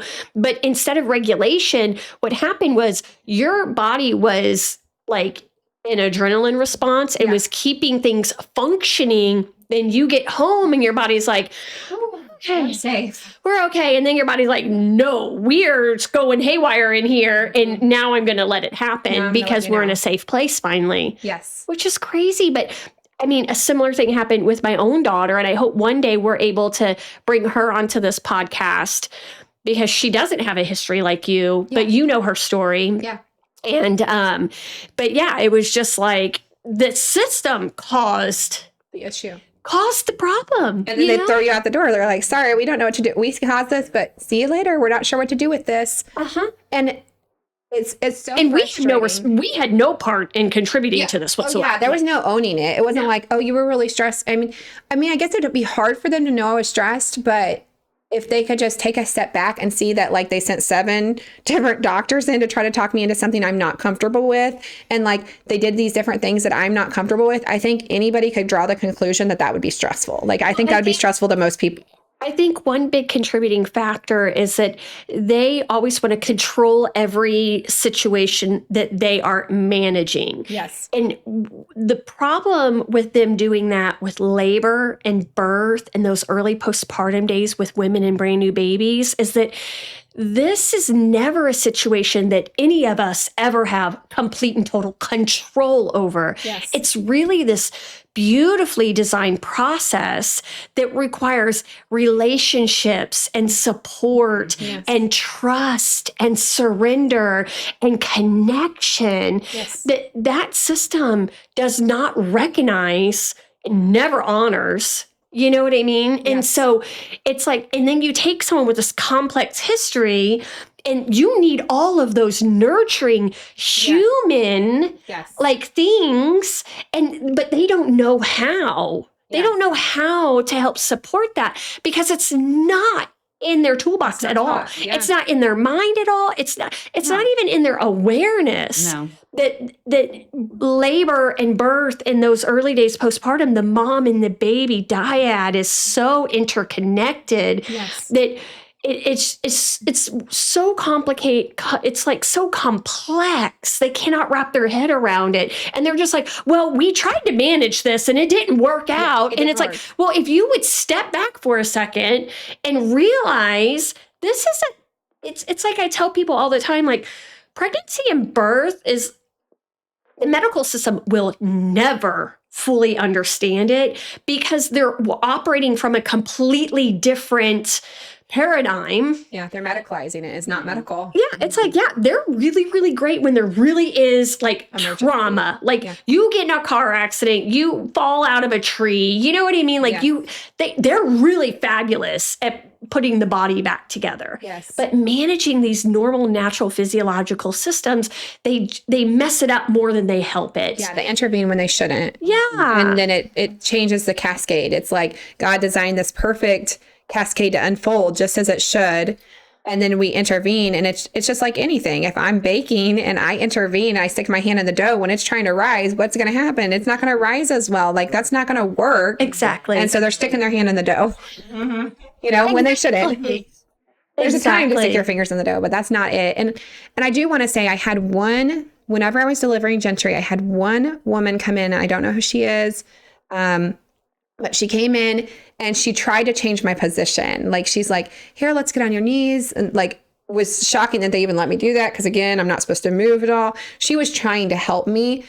But at that point in my life, like number one, I was pretty far in, I was pretty tired at that point. I'd been sitting there for a while. Number two, I was so uncomfortable in my body. Like, I was like, well, it probably looks weird from people sitting over there for me to be on my hands and knees because you're seeing my back end. Like, I was very uncomfortable in my body. And I don't know if it helped. But like when my doctor came back in, she's like, what are you doing? And I'm like, I don't know. Some lady came in and put me in this position with like a peanut ball.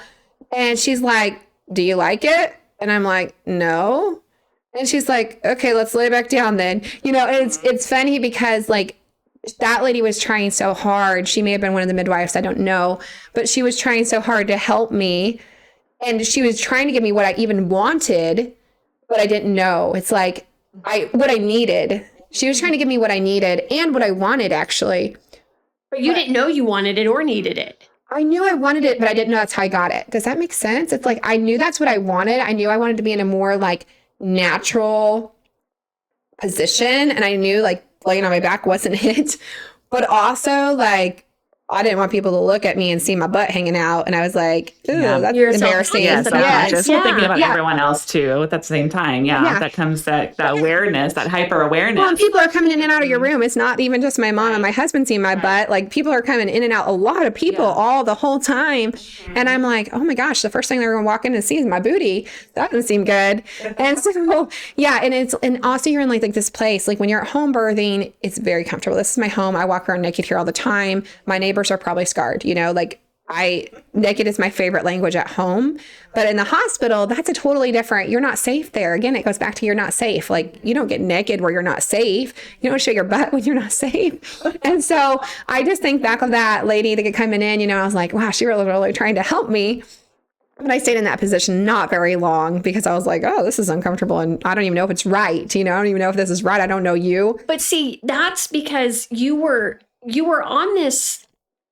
You still weren't really comfortable in your own skin, is what you're saying. For sure. You were still very much trying to please others, not wanting to cause a scene. And you were still very much in that mindset. What would people think if they walk in the room and they see me like this? It's not about what's comfortable for me. It's about what's comfortable for you. Is this going to make you uncomfortable when you walk in and see me like this? Oh, then I don't want to do that because I don't want to make anybody uncomfortable. And you're more important than me. And knowing you, I didn't know you at that time, but knowing you, how I know you now, I'm sure that once you had that baby in your arms, things started shifting for you, because I see this with lots of other families. And I always tell the families expecting their first baby, it's like, listen, bringing this child into the world will change you. It will help you to realize where you need to set up boundaries and where, it's just going to open your mind up to so much more about other people and boundaries and just boundaries in general. It helps you see if you really struggle in boundaries. This is what I'll say. It was the start for me, but it wasn't for me, right? It helped me see how I wanted to protect my son. And once I could see how I wanted to protect my son, eventually, and I'm saying eventually because it wasn't soon, eventually I was like, oh, I'm a little girl too. Like I am that little girl. Yeah, I'm grown up, but has anybody been protecting my boundaries? And the answer was no. And not because my mom didn't love me and not because she didn't want to protect my boundaries, but nobody protected her boundaries. And she very much had different support, not the most helpful support when she was a new mom. So I think she immediately, instead of her being like, oh, this little person needs protected, she did protect us in certain ways, but also by her living her way, we saw a model of somebody that did not have boundaries at all. That's what was modeled for me. She had zero boundaries for herself. And so even if she did do okay protecting me, which I think she tried, that is not what I reflected as I became an adult, because I wanted to be just like my mom. And so to be just like my mom, I had to give of myself with no end. And that's what made me a good person.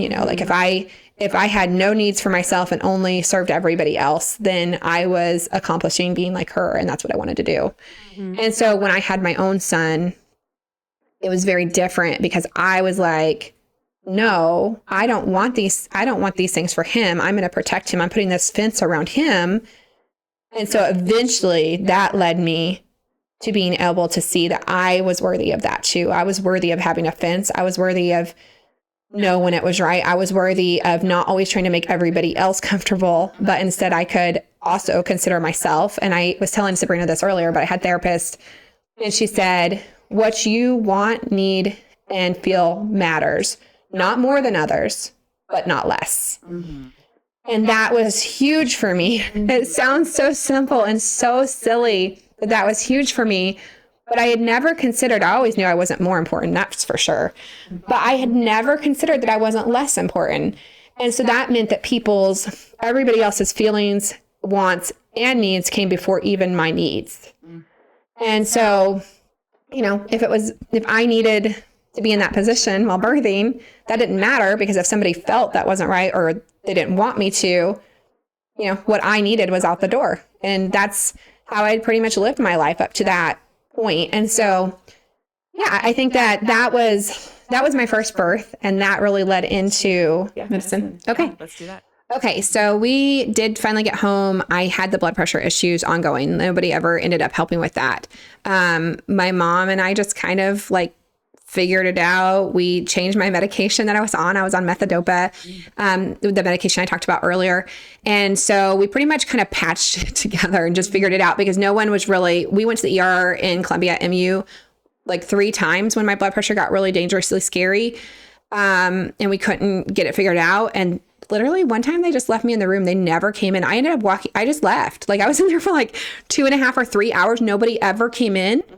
And like, I was like, this is nuts. I can lay at my house and possibly like die.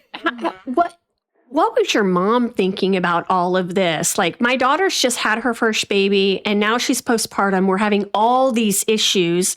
This is when we really do need the medical system with these blood pressures as crazy high as they are. Yeah. Where was your mom and even like Zach when all this was going on? What have they shared with you, like their thought process during this? Because I'm just like from outside, and especially a mother, like I just know how protective I am of my children, and going into the hospital and getting no answers and getting no help and just being infuriated and like, do something. Yeah.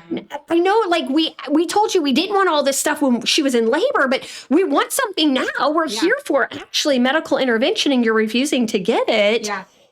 I feel like I see that a lot. And I don't know that your ER visits after the delivery are connected with your birth experience, but I see that a lot in the hospital just during a birth and a labor in which the family is like, we're going to decline that. No, thank you. No, thank you. No, thank you. And then a true emergency comes up and it's like, okay, we need intervention now. Yes. We want intervention now. And they're like, you don't need it. Yeah. Or Like, you didn't want it. It's Wait a second.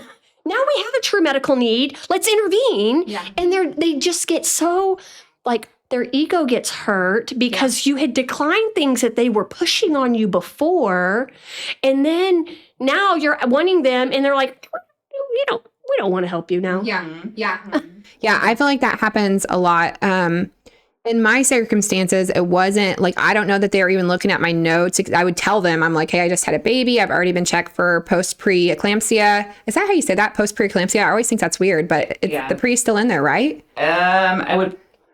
You would think it's post-eclampsia, but I think it's post-preeclampsia. I think it's preeclampsia, yeah. I believe weird. that's what it is. That's what they say, yeah. So anyway, I told them that information, but truly like, I mean, it was students coming in, like if they came in at all, and they were just like, oh, just rest here a while. We'll check your blood pressure again. Like 3 hours later, maybe they'd come back.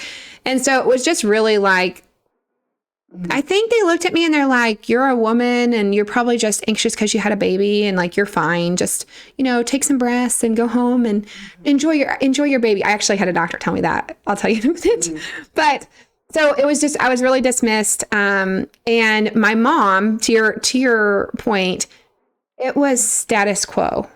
Because that is what we had experienced all the way through my medical journey. Okay. We would go try to get help at the ER. And at that point, I wasn't flatlined anymore. And they're like, she looks good. She's good to go. You just must have not heard her heart. You made a mistake because you were freaked out. And she's a nurse and she's telling them like, I can't get a heartbeat. And they're like, no, that, kind of like gaslighting her. No, that didn't happen to you. And so I think for her, she was just holding on to God, like all the way there. Have you guys ever heard the song Fear is a Liar? Mm-hmm. That had just come out at the time when this was all happening. And like, she would just blare that song anytime we were in the car going anywhere. And to her strong support of me, she stayed in the car with Gentry because I didn't want him in the ER because I didn't want him to get sick. And I was like, Mom, that makes sense. You cannot go in with me because that is going to make me so much more anxious that, like I already just had him in the hospital with all these sick kids. I'm like, please don't take him in here, please. And so it kind of makes me teary-eyed because I know that was hard for her. I know she wanted to go in there and tell them to get their butts in there and help me and do something. Mm-hmm. But I was asking her to sit in the parking lot with a newborn baby and protect him first. And so that was, that was really challenging. And to my husband's mindset, he stayed home and slept while I went to the hospital multiple times. We were not in a strong place any point in our beginning of our relationship and marriage. Like I would say it was like, oh, okay, we're in a relationship, but I wouldn't say it was ever like a deep love. And he had some things I'm not going to speak to, but some addictions that he struggled with that I didn't know about when I got into the relationship. And it really changed his brain. It changed the way he saw life. It changed the way he saw me. It changed how he responded to me. And he had stuff in his family history too, and in things he went through as a child. I mean, you heard me say earlier, his mom was like, just leave him at the hospital. That's what I did, So like when I first met their family, they didn't say, I love you. They didn't hug, like it wasn't a real connected feel. And that wasn't what I was used to. Because my mom and I said, I love you. We hug, it was just her. I was just single mom, but she was very loving and she, gave of herself. And so I think for my husband, maybe it was just overwhelming. He's like, I don't know what's happening. Like, I don't want to get my sleep disturbed, kind of like that. Mm-hmm.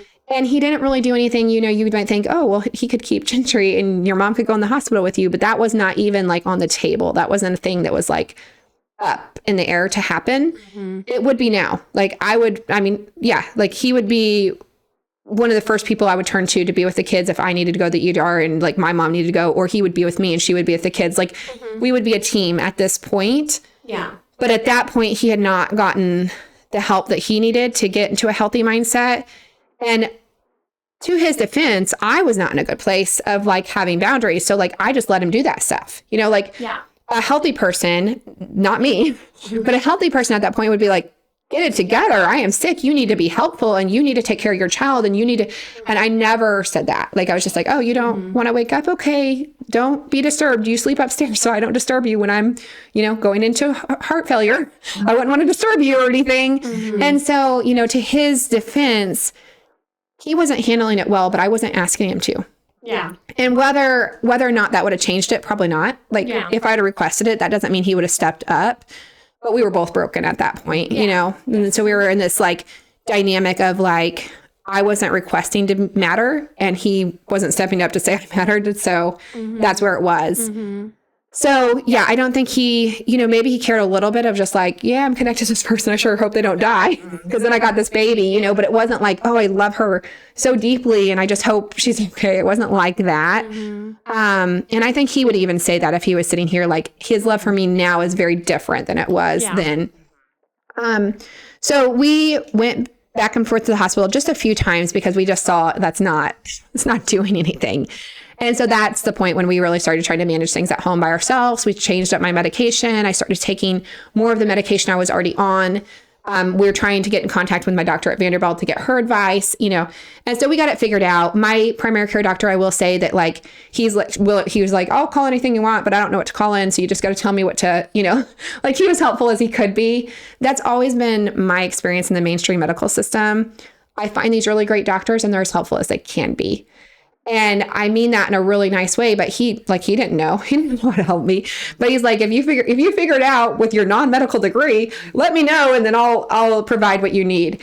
And so, yeah, I've always had that challenge with my health of like, I have to figure it out. I have to figure it out because they're not going to figure it out. And if I don't figure it out, no one's figuring it out. So it's not going to happen.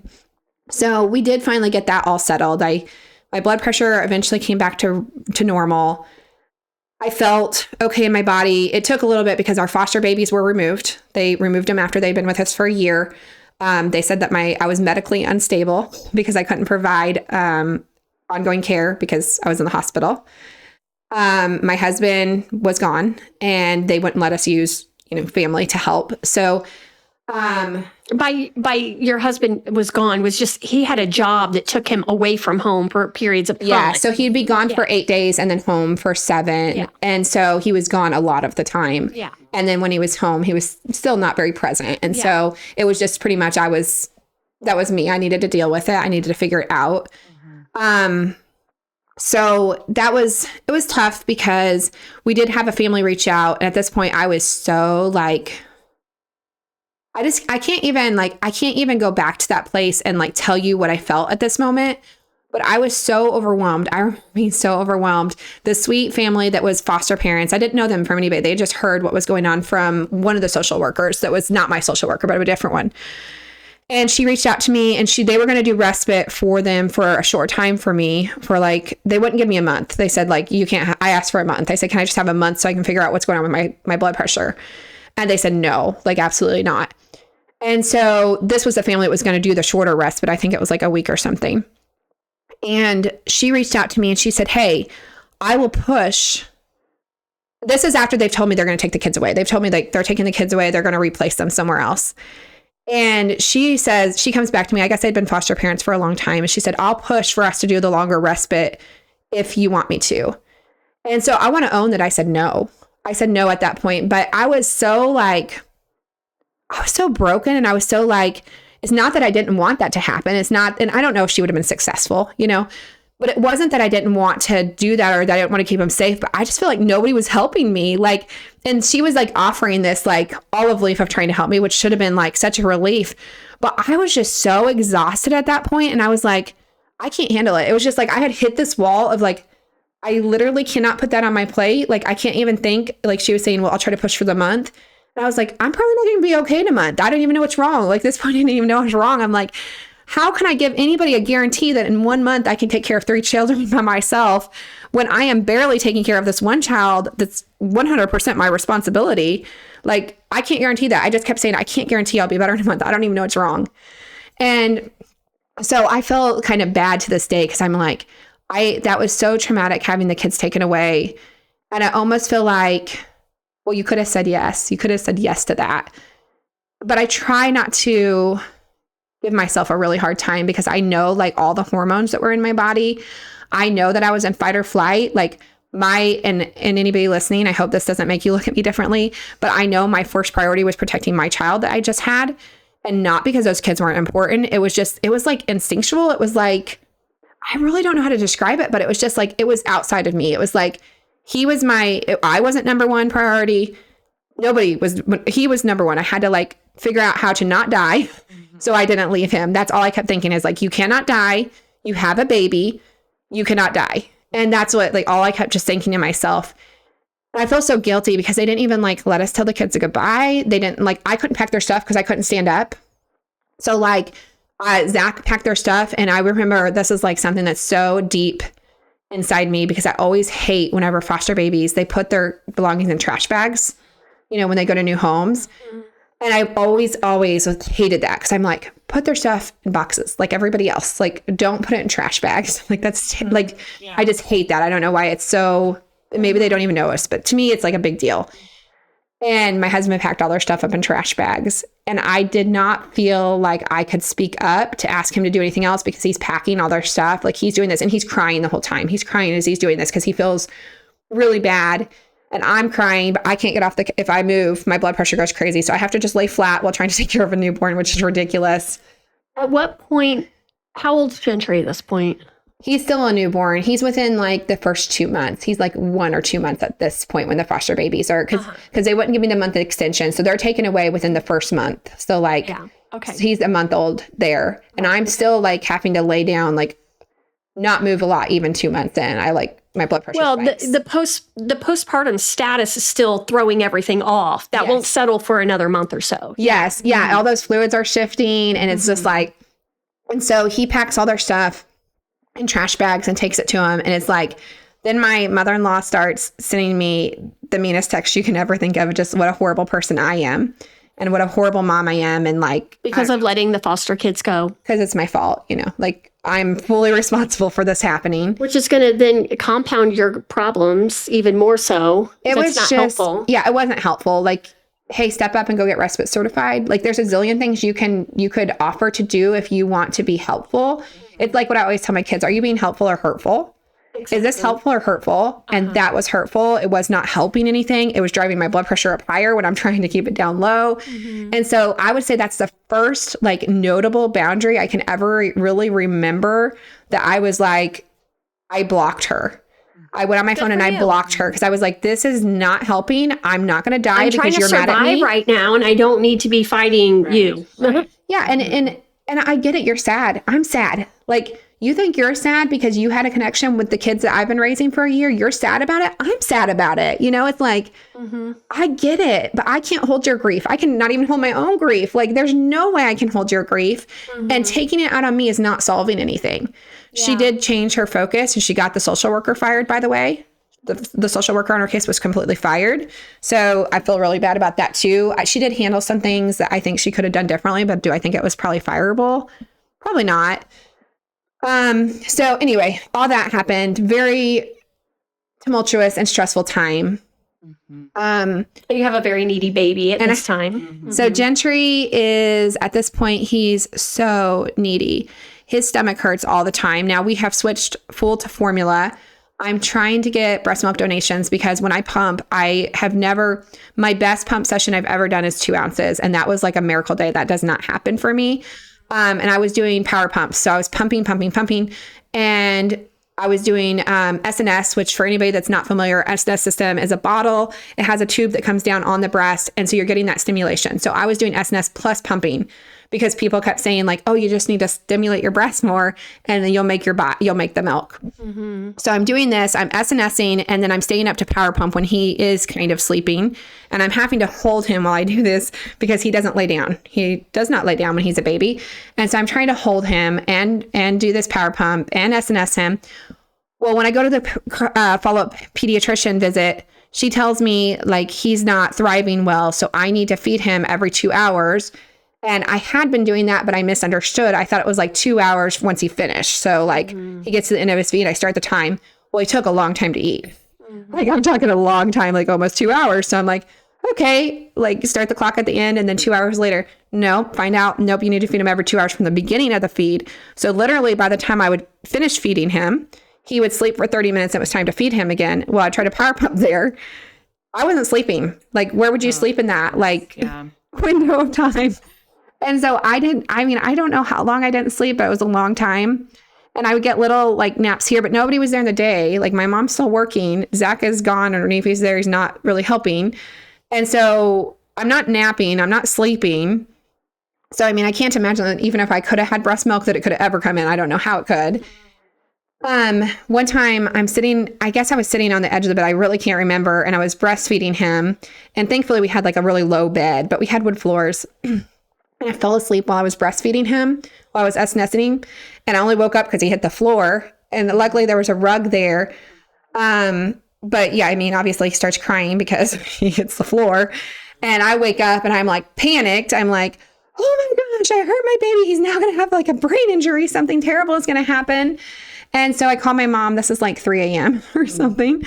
And my mom rushes over and she checks all his neuro exam. I don't want to go to the hospital for obvious reasons. I'm like, I'm not taking him to the hospital.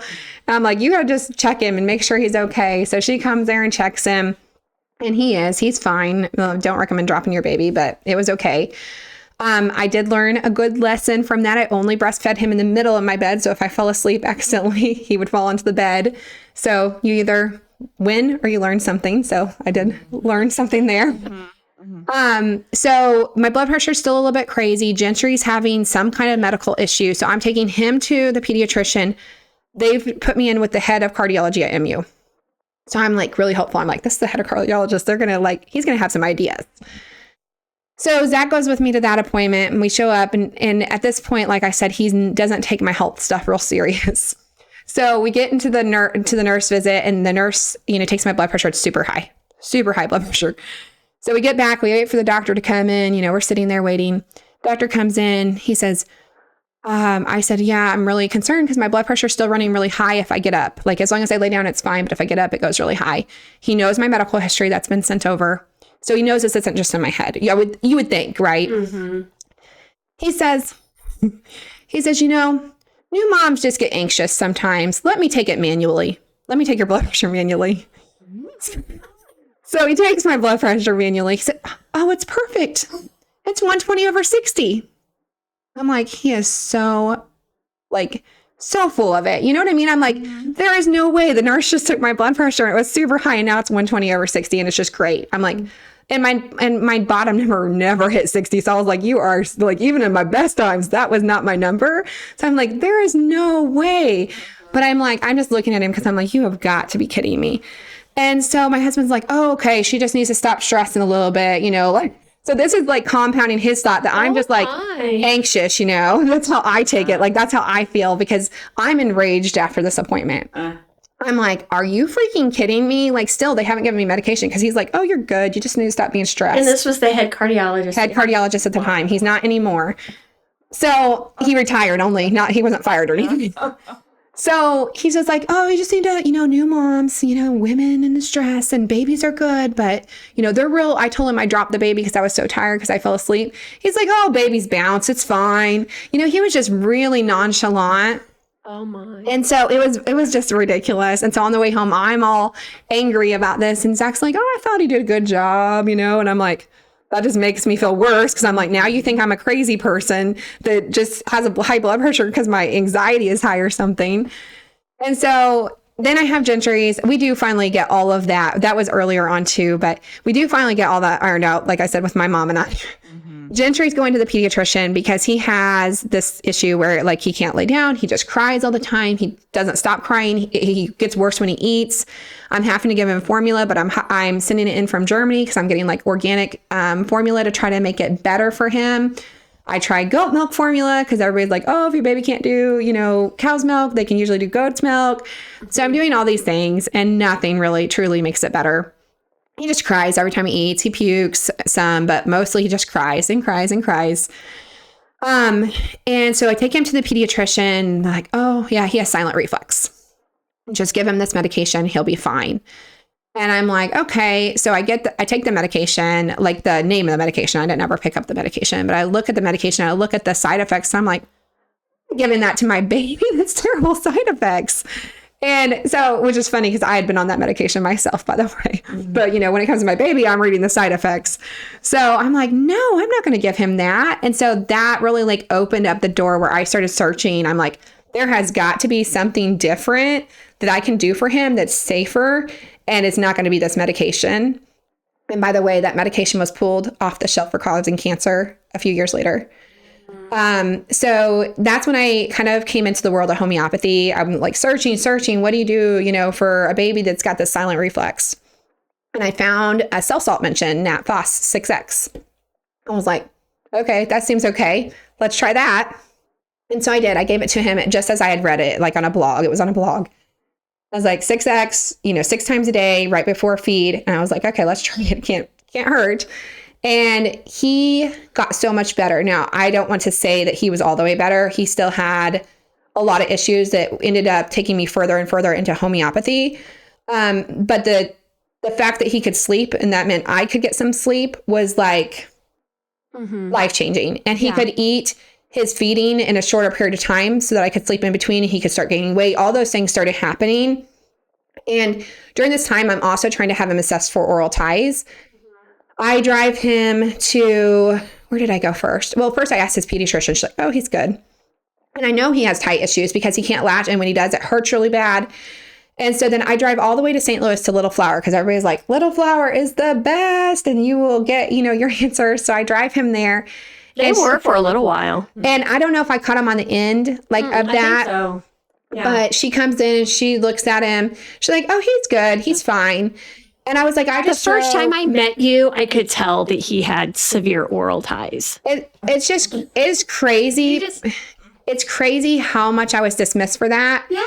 And even like, I think he still struggles now. That's why you probably notice he still struggles now. Even I got him revised and I'll tell you about that. But the amount of advocating and fighting I had to get that kid revised is unbelievable. And he had a really bad posterior tongue tie and he had buccal ties that was like kind of pulling his cheeks in. And so, yeah, I went to several places. I'm like, please, I told her, I'm like, I know you don't think there's a problem, but I do. And I've heard that you really listen to moms. Can you please just do it? I think he needs it done. And she's like, no, like, we're not doing this. And I was like, okay. And I've always tried to be really like open to like, am I being too pushy? Am I being, this is the way I'm presenting myself off-putting this person. And he's your first. Yeah. And he's my first infant, so. And so I'm like, am I coming off in a way that's making her, but I don't think so. I think it was maybe just because then I started hearing more and more things come out from that clinic after that. And I was like, okay, I don't think it like people started getting charged for things that didn't happen. Like all these different things started happening there. And so I don't think it was something, I just think whatever happened there, which I'll never know. I don't know what happened. I think I was maybe in the beginning of that because I was like, all I'm doing is just saying, hey, I think there's a problem. I'm telling you the symptoms that I'm seeing, and that's all. And so then I end up taking him to Columbia to Dr. Alleman, who does not do laser revision, which is what I wanted him to have because I had read all this stuff, how that was better. But I'm like desperate at this point. I'm like, nobody will freaking listen to me. And I just want my baby to be okay. And like, can you just listen to me? I'm sure she was a breath of fresh air. She was a breath of fresh air. She comes, I show her. Because this was in 2018? 2018. Okay. Yeah. And so I take him in and I show her and I'm like, hey, I've been told that he doesn't have ties, but I really feel like there's something wrong. Can you just look and see if something different's wrong then, if it's not ties? And so she looks and she's like, oh, he definitely has ties. She said, he has a lot of ties. And I'm like, okay, that's what I've been trying to say. My motherly instinct is correct. Okay, thank you. Oh my gosh. And it's like pushing you to explore other options too. I feel like everything we have gone through in life leads us up to what we are doing right now. Yes. Because you advocating and continue to push through and say something is off, something is wrong, has now opened your world up to advocate for others and your children even more. Yes. So I have to really think that way too, because I'm like, when I'm getting a no or like nothing's wrong with you, that is that time to really sit with yourself and figure out, no, this is not going to be the end of what is happening, or I'm going to continue to look at different options. Especially if you still have that nagging in you that's like, no, that's this not is the right thing. And that's listening to your intuition. So you're growing your intuition in the process. And then God has that purpose for you and giving you all these trials and errors and all these sensations that you're feeling to help evolve who you truly are and to grow and shape you. Yeah. And to form your voice. Yes. Because I think like really, if I look back at that, it wasn't that I was being too pushy. It was that I was being too passive. Yes. And so I'm going into these appointments and they're like, no, there's nothing wrong. And I'm like, okay. You're doubting yourself instead of trusting your instinct. And pushing. And so I think even at Little Flower, I'm like, even though I tried to speak up and say, I really think, like, I think I did it in a way that you could feel I was passive. Does that make sense? And it's because you were conflicted. Yeah. Because you I want to tell you what you know. Exactly. But also I'm like, but I have a voice too. And I know something, you know something. And I am trying to respect what you know. But like, I also know something. Right. And so, I think like exactly, that was such a good point, Danielle. Like, I think that each of those circumstances, I would have never stood up for myself. And it took me a little bit with him, but I would have never stood up for myself like I stood up for Gentry to keep going. The first appointment I went to and they told me nothing was wrong, I'd be like, okay, but it's funny because it's like a repeat, right? My mom advocated for me. She kept taking me to different appointments till somebody gave answers. And that was not something I did for myself, nor something she would do for herself. Right. But then whenever I had a child, then I repeated that. I'm like, oh no, my child has this problem. And I'm like, I'm not going to give up.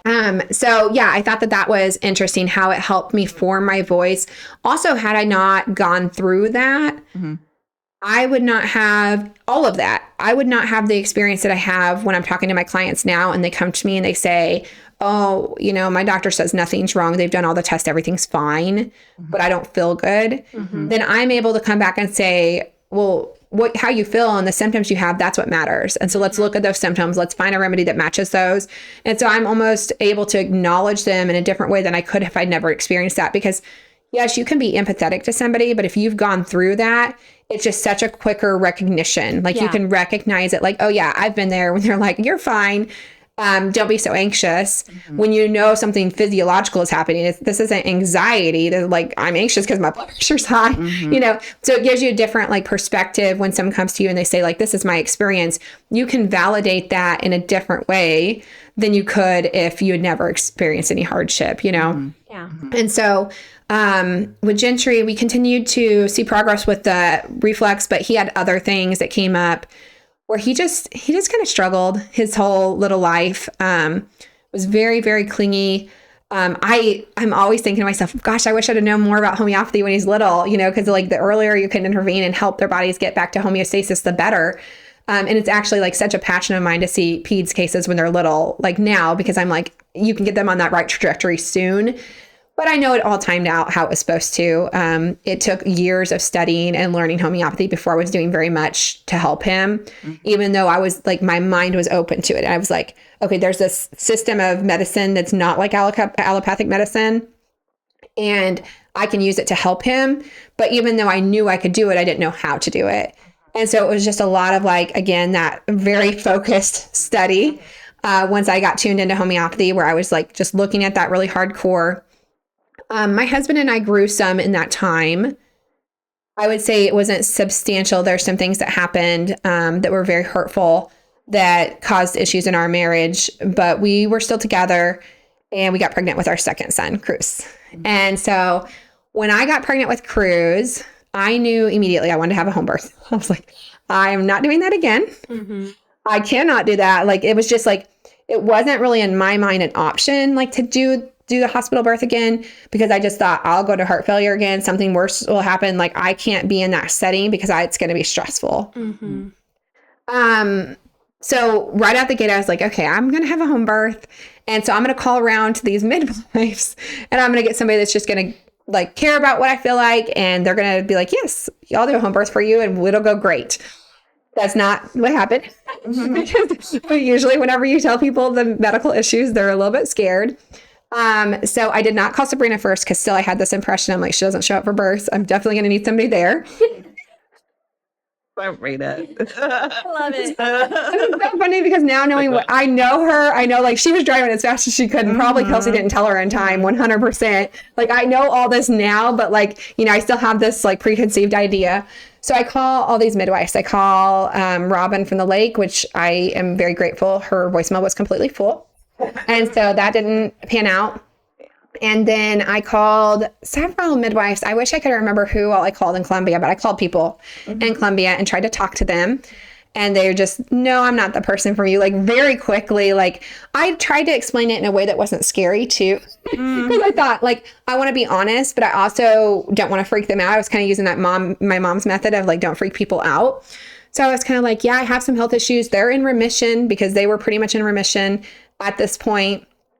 And I'm like, I'm on some medications still. So I was trying to like make it less scary, I guess. Didn't matter. Because they're just like, nope, sorry. And I was like, man, that's not going good. This is not good. And so, so then I prayed a lot, and I'm like, I think I'm going to call Sabrina. Because this is going to be the one.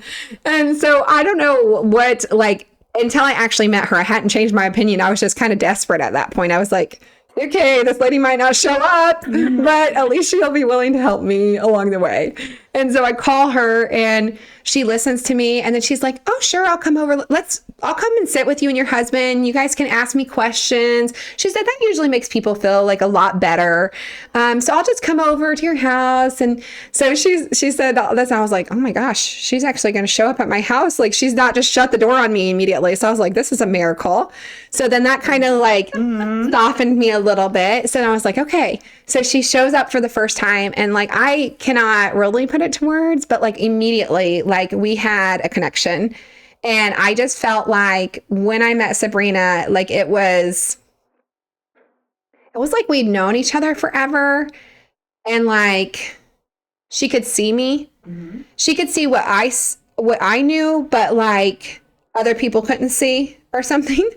And so we sit and we talk to her, and she's answering our questions. My husband's definitely not on board. He's like, this is a terrible idea. You almost died last time in the hospital. Why do you want to do something that's not at the hospital? And I'm like, yeah, this is what I want to do. And so we talk back and forth. I have an assessment. I think that Sabrina suggested it at Dr. Grant's, because that's who she worked, like partnered with or something at that time, right? Like, he did some part of it. I don't remember. I don't remember that part. For ultrasound. Did you send me for an ultrasound there? Well, I had told you that that's who I work with for ultrasounds. Okay. So I go to Dr. Grant. He still has the same opinion as me as always. I am pregnant, so I think you did that just because you had a history with him. Maybe. I can't remember, which I don't know why I would choose to do that when I already know he has his opinions about me.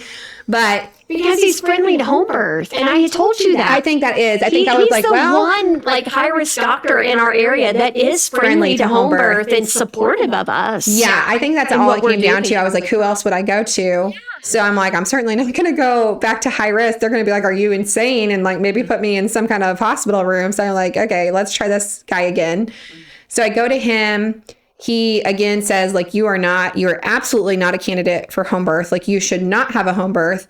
I will not recommend you. Like, he was very stern on it. And I think you did mention my name because he actually called me and was like, Sabrina, listen, do this. This girl is talking about a home birth. And I am telling you right now, do not. He cannot have a home birth. He said, you're going to put yourself in a bad. I think I remember you saying like, he's like, you're going to put yourself in a bad situation. Do not like this girl. Yeah, because I'm telling him I want to have a home birth. Yeah, and I think that's going to be so much safer for me. And he's like, no. And so he calls Sabrina and tells her this. Yeah, and so then she calls me and we talk. And she's like, hey, I know you really want a home birth. I really want to support you in that. But, you know, there is another option. I could be your montress. I could come into the hospital room with you. I will not let them push you around. I will protect you. I will protect the baby. Like, I will be with you every step of the way. Like, I will not let any of the things that happened last time. Because I told her at the house visit. And I was like, okay, my husband's not super comfy with home birth. She's acting like, from my perspective, that maybe she thinks this is better too. And Dr. Grant is certainly acting like this is better. And I'm like, okay, she's with me. I feel safer. So I'm like, okay. And also then I'm like, she's really close to Columbia, so she'll definitely show up at the hospital. So I'm talking to I love it. So I'm like, okay, we're going to do this. So we're going to have a hospital birth, but Sabrina's going to be there. This is 2020. So COVID happens and I start getting all these rules. Now I've been switched to Amanda again, high risk. So I'm working with Amanda and Sabrina because nobody at the hospital, MU or, actually, whenever I first went to MU, Courtney Barnes saw me and who's very nice, but her nurse, I don't know if she's still there, was not my cup of tea. And I just couldn't do it. Many women would agree with you on that. I couldn't. She kept telling me about drinking. Like, she wanted to drink alcohol and with me. And I'm like, I'm pregnant, lady. I don't know. She was just very inappropriate. And I'm like, and she talked like that in front of Dr. Barnes. And I'm like, why do you let her like act like these people are pregnant? So anyway, I was like, this doesn't make me feel confident, I guess is what it came down to. I'm like, I do not, like, if I have to give birth in a hospital, I'm not doing it with you and like having your nurse anywhere near me. And so I was like, I'll get a switch. Well, nobody else would take me. So back at Amanda, I end up, she'll take me. And so the whole time I'm telling her, I'm like, okay, I have my friend. She's my montress. She's a midwife. She's going to come in with me. So she's going to be with me. And she's pretty like, okay with it because she knows who I am. You know, so she's used to me at this point. So she's like, okay, that's fine. Like, if that makes you happy. And so we're going with that plan. And then all the COVID rules start happening. And they're like, you can't have anybody at your appointments with you. And you can only have one person with you when you birth. And, so many rules. And I'd already decided, and I was very set on it, that I wanted Gentry to be there. And partly because he's very clingy to me. He'd never been away from me at this point, even 2 years and 4 months.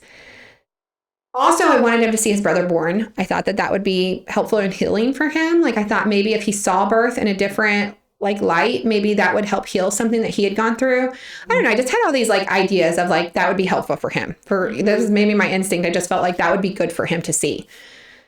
And so, like, that was definitely off the table. You know, I can't just take a 2-year-old to birth with me by myself. So I'm like, that's not going to work. And, you know, each birth, you might want people, but you need people. Like, certain people. Does that make sense? So, like, with my first birth, I needed my mom. I wanted my husband there, but I knew he couldn't show up in the way that he needed to. So I needed my mom. That was, like, literally my only, like, real support that I felt like I had. My second birth, I needed Sabrina there.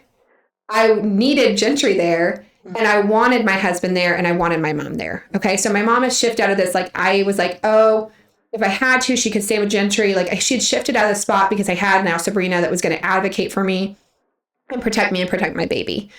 And so I'm like, okay, that still doesn't like add up. Like, I need Sabrina, But then that means I have to ask Zach, sorry, you can't come to your child's birth. Sorry about that.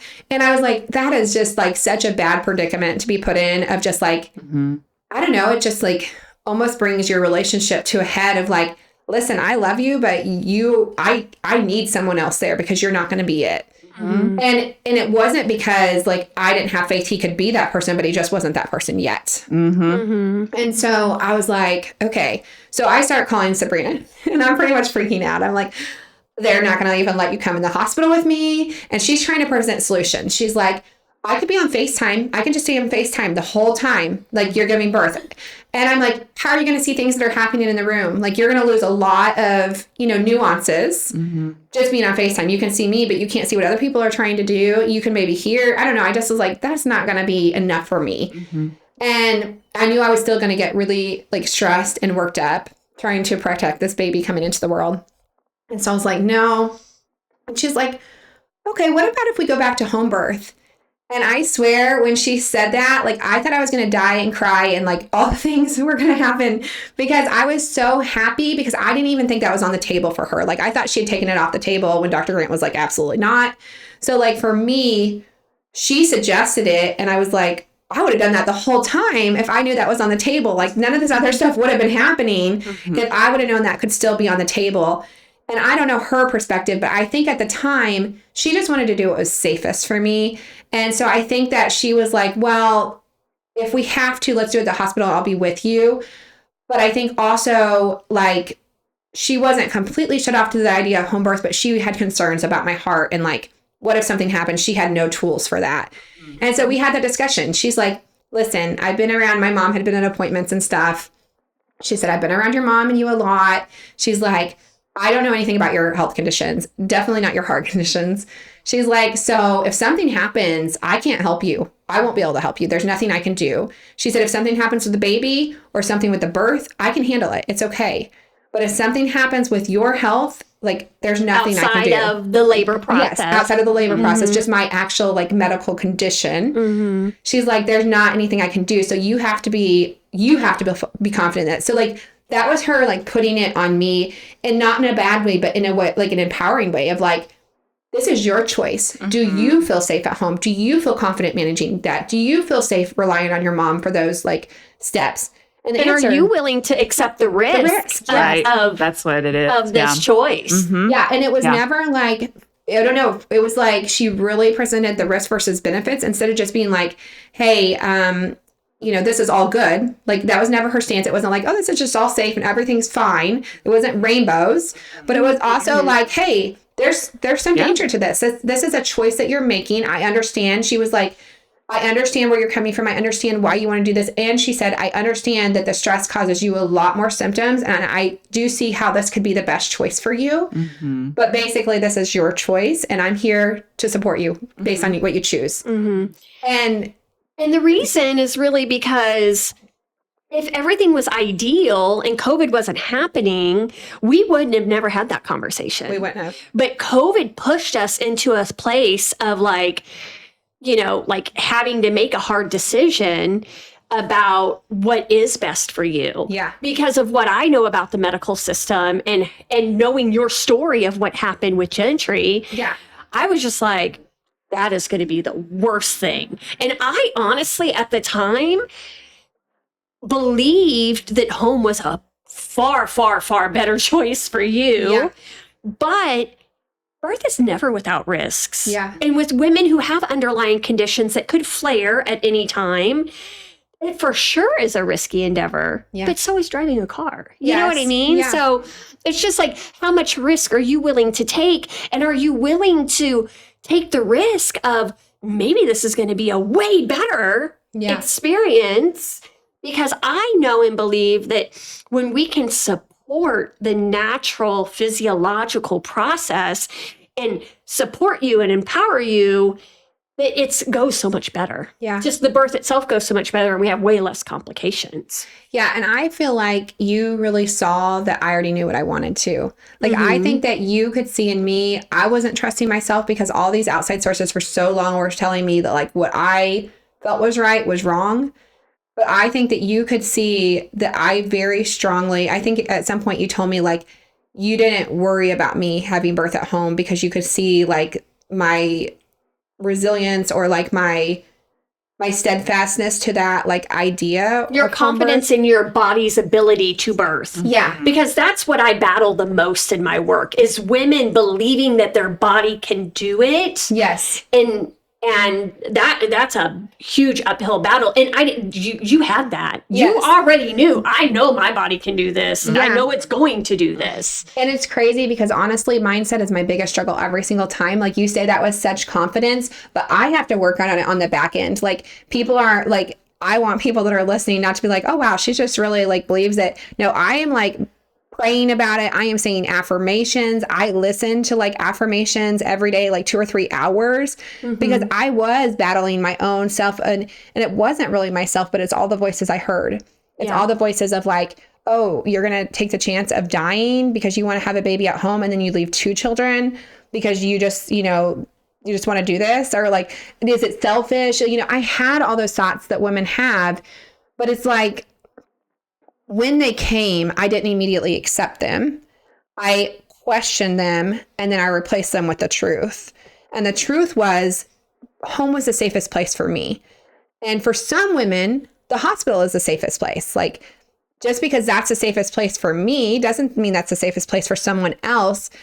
But if you can't feel an ease somewhere that you are, how can your body possibly feel safe enough to birth a child, And so, so when Sabrina said that it was up to me, like it was a pretty quick decision. I did have to get my husband on board. And I got a lot of suggestions from people on how to do that. I didn't take most of them because most of them said tell him to cram it. And I don't think that's exactly right. So I was like, listen, I really want to try this. Like we're 10 miles from a hospital.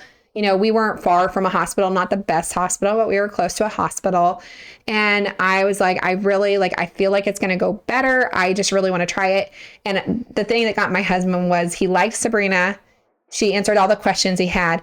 And my mom got on board. Once my mom got on board, then my husband got on board.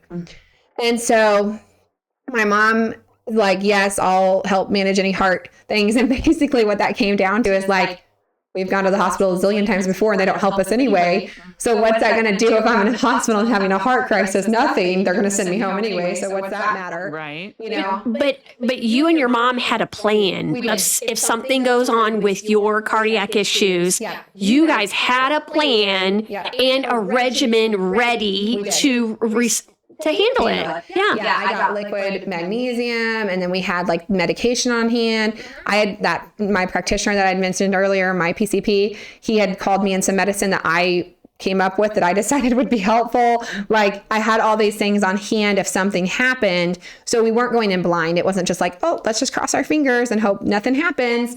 And I should be very clear, since this is a podcast, that I had nothing to do with that. Nothing. I was like, listen, I'm here for labor, delivery. That's it. Like baby placenta, that's what I'm managing. Heart stuff, that's not my thing. And in fact, she had to sign a waiver acknowledging that we knew that was not her scope of practice. She was not taking that on. Like it had nothing to do with her, and that we acknowledged that we were taking that into our own hands if something happens. So we definitely I think that sometimes people can think that midwives are just, willy-nilly about something, but Sabrina was not that way. She made sure that we understood where her line was and where, we would have to take over.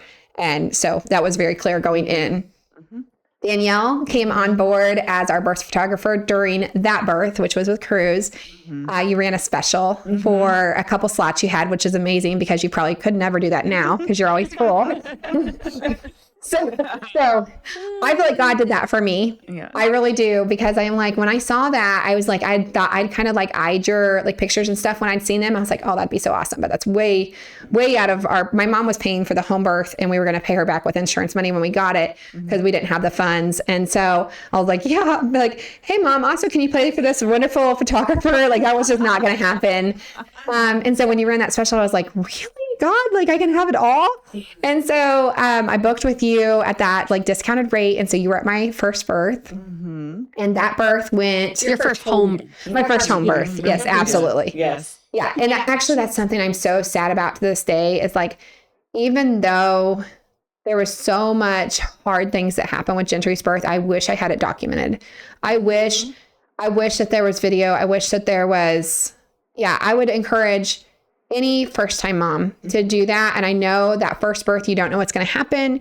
Maybe you're really uncomfortable in your body. Maybe you think you don't want to look back on that. I don't know. For me, it was mostly I was uncomfortable in my body. And I was like, well, I don't want that on film. Yeah. And so that's a lot I hear from a lot of people. That's what it is. Until I start talking to them more about it. Yeah.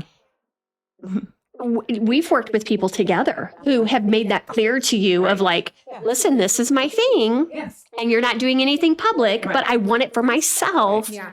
And that her documenting helps them kind of come through that a little bit in small little ways. I see it. Yeah. The next birth that I attend, and it's a little bit more, a little different.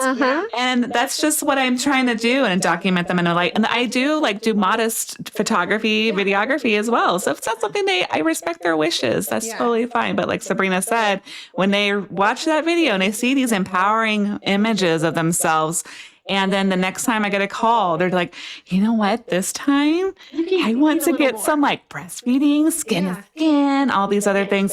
Then it's they open up to that themselves. It makes them look at themselves in a different light. Yeah, you see yourself when you watch that back in a whole, because I don't know about other women, but I watch 1,000 million birth videos leading up to my birth, as many as I can watch on repeat on my TV. My kids are probably like, wow, this is a lot of science. But I do. I watch them a lot, all through my pregnancies. And so especially with that first home birth, I was watching them a lot because it was that mental side still. I was trying to make sure I made that normal to myself and my body, and that I saw it happen because I'd never seen that happen, in my life. And so I was trying to really normalize it. I was trying to see what's it look like when you go through birth without all those interventions.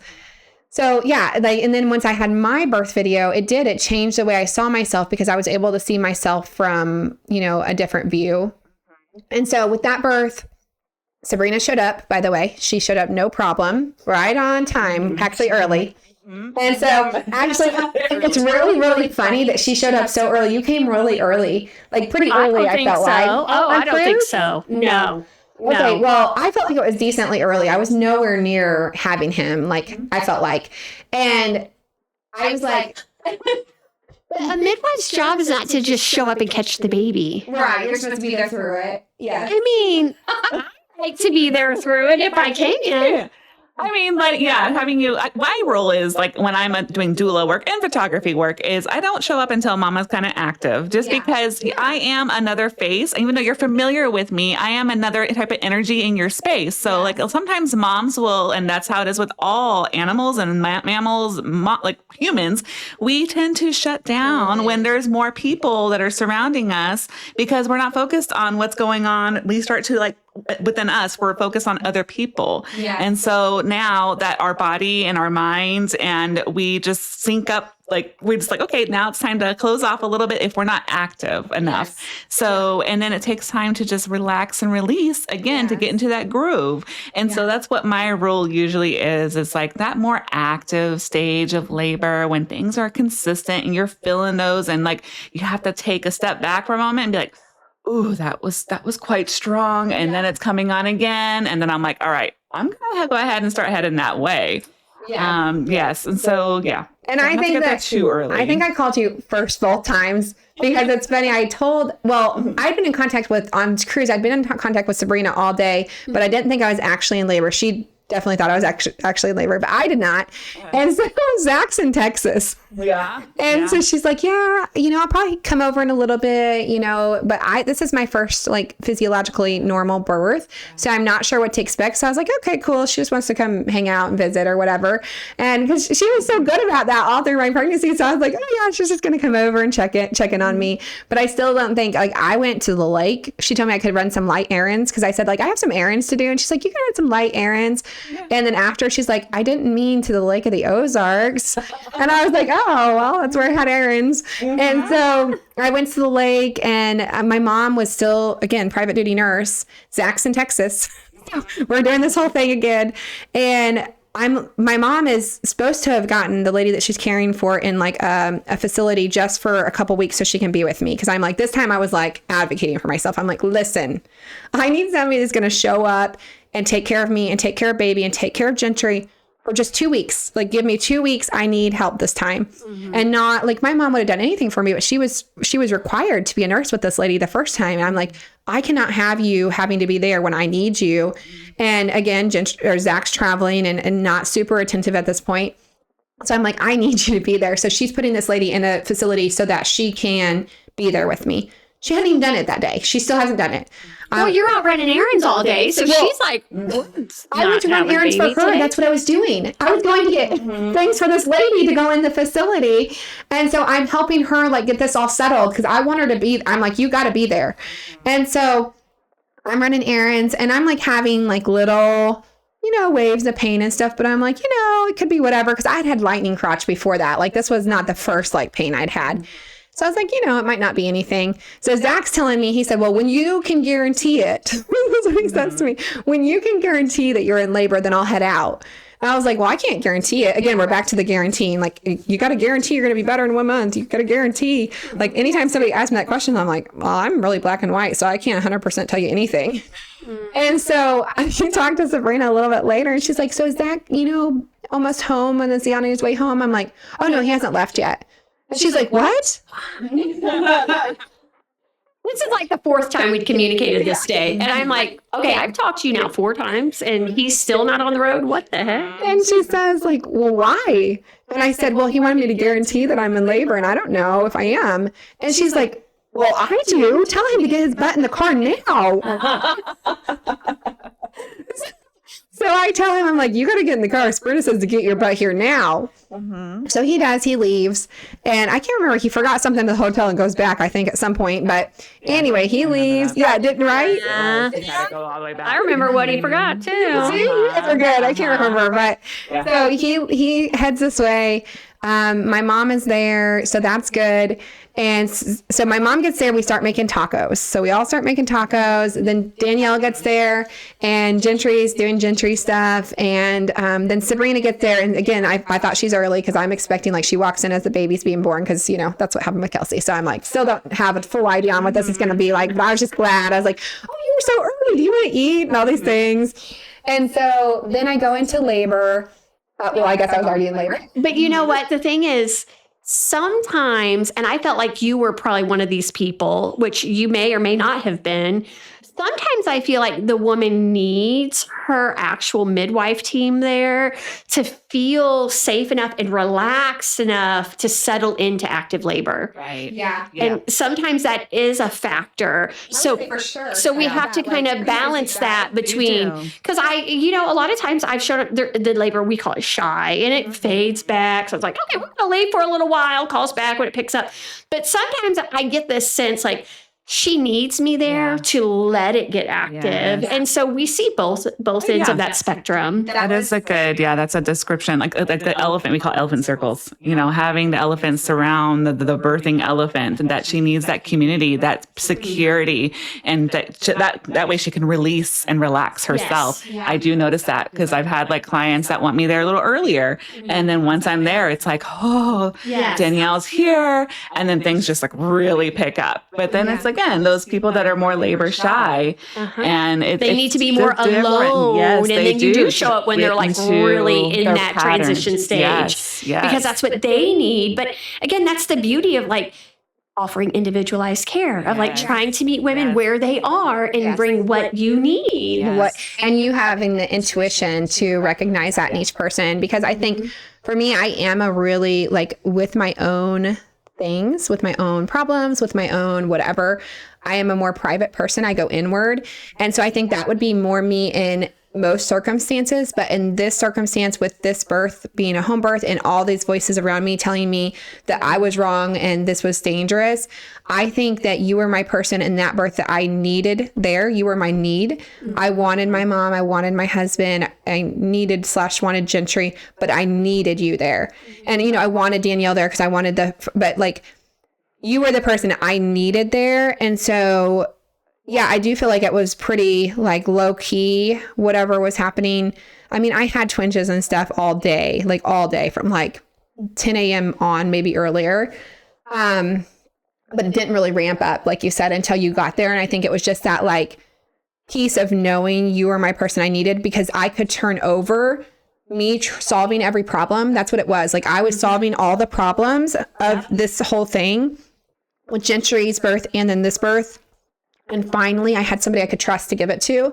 So it was like I was passing off this like responsibility of like, hey, now you're going to keep my baby safe. Like that was the biggest thing. It was like, yes, I know I still have some responsibility of keeping myself safe if something happens, but like you're going to keep my baby safe. And that's all I want. I just want my baby to be safe.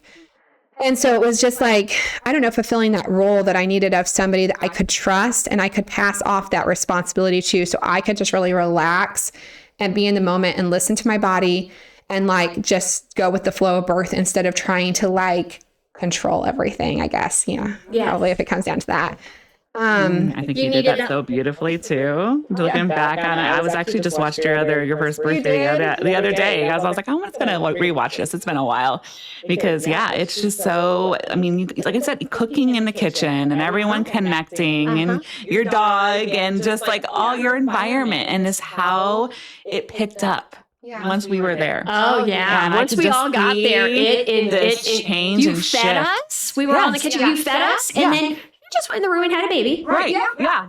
You've got some like you're like leaning on the kitchen island over there. You're like, ooh, like then you start, and then I'm like, oh, that's good. So and then that's all it took, and you were going in the bedroom and doing your thing and getting on the toilet, and it's because you had all of your people there, so you could finally, like you said, let down that guard and surrender into the labor. Yeah, and I think it's sort of sad, but it's also amazing if you know where my husband and I are now, because I can't imagine not having my husband at a birth now. But at that time, like it was very clear within my body and even my response to you showing up that I felt safe at that point. Like I didn't have to have him there. Like, and he didn't make it. So that's a good thing I didn't, because we would have been in a real pickle, because he didn't make it. And like once Cruz was born, I remember I think Danielle's like, do you want to call Zach on FaceTime to show him like what's happening? And I was like, I don't think he'll be interested. And I think you were like kind of sad about that, or like heartbroken, or maybe even thought like I was saying something that wasn't true. I know I made the suggestion at some point and you were like, no. I was like, oh. Yeah, and it wasn't kind of shocked by it. I thought, yeah, and it wasn't like I didn't want it. I just knew he wouldn't be interested. You know, it wasn't like I would have loved that to be something he wanted, but I knew, and it was almost like I don't want to have that rejection. And somebody still insisted. I think it might have been my mom, and so I think my mom texted him and said, "Hey, do you want to be on FaceTime so you can see like Cruz being born?" Yeah, and he said, "Oh no, that's okay. If he's being born, I'm going to pull over and take a nap." And so it was just very much like, it makes me a little bit sad, but it also is like so beautiful. It's weird because it's like all of our journeys. It's like, it makes me sad I was in that abusive marriage, but it made me who I am now. It makes me sad that my husband and I were so separate and he didn't love me the way he loves me now. But would I appreciate it now as much as I do? Probably not, because now he loves me so much. And it lets me see this like beautiful progression of like healing within, you know, I was healing, he was healing, and then we healed together. And so I was just thinking about that last night when I was thinking about talking to you guys today. I was like, each pregnancy I had a person I needed. And in my second one, it was Sabrina. And I needed her to hold the weight. I needed to be able to trust her. And I needed to be able to pass that burden to somebody, that everything was going to be okay, but also to give myself permission to just be in the moment, you know? So we had Cruz. That was good. And Zach did get home the next morning. And then a lot happened between Cruz and our last birth. A lot happened. Can I slow you down though? Yeah. I don't want to skip anything important. I just have a couple of thoughts. Yeah. I do want you to talk about your postpartum with Cruz and if you encountered any big complications. Oh yeah, that's important. And skipping it tells you a lot. I skipped right over it, so you know a little bit. And I I wonder what your thoughts are, because I understand what you're saying about you and Zach were in a different relationship then than you are now. But I kind of felt like at the time, maybe that was his like kind of blowing off the labor and blowing off the birth. And like, it wasn't a big deal to be there. And he didn't want to be on FaceTime to actually watch the delivery. From my perspective, I almost felt like at that time that maybe that's his way to protect himself in case something does go wrong. Yeah, for sure. And that's kind of like was the way I looked at it, is he's just like, if I'm not there, if I'm not on FaceTime, I don't have to witness a problem. Yeah, for sure. That then is the biggest fear that we've all had. And who knows how much pressure he was dealing with, that he was dealing with from other influences, maybe that he wasn't even telling you. I don't know. I'm just maybe making stuff up right now. But I always thought, well, maybe that was his protective mechanism for himself. Yes. Yeah. So that he didn't have to deal with in the moment a catastrophe. Yeah. You know? So I'll speak to that first. For sure, in the past, he would take distance from something that he was uncomfortable with. And so I think he agreed to me having a home birth, but I would say probably he wasn't fully on board, even though he was telling me like, that's not my responsibility to read his mind, which I know now. Yeah. But I do think there's some like wisdom in noticing that, like if somebody's not being completely forthcoming. And I think sometimes he can have a tendency, if he's unsure of something, but I am very sure of it, of just like, whatever, you know, like, whatever, do you just do that if you think that's the right thing?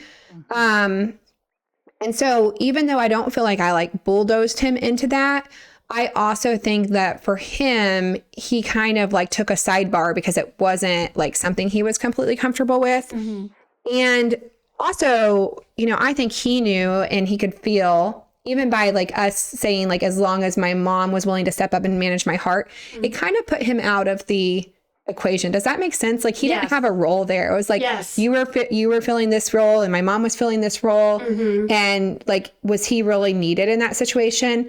And so I do think it's really valuable and important to make our husbands feel needed, because they are very needed. And that's going to be very apparent when I talk about my third birth.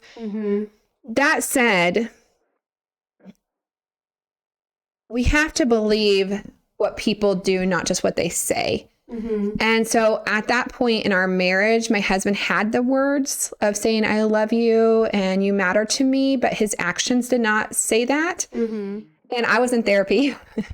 And so I was trying to suss out that at that time. So I was kind of giving him more of a backseat role, because I'm like, you can say that stuff, but my therapist is telling me you don't act like it. And I have always just believed somebody's words. Like if you tell me like, hey, I'm going to get clean and I'm currently shooting up right here in front of you, I'm like, oh, cool, you're going to get clean, celebrate.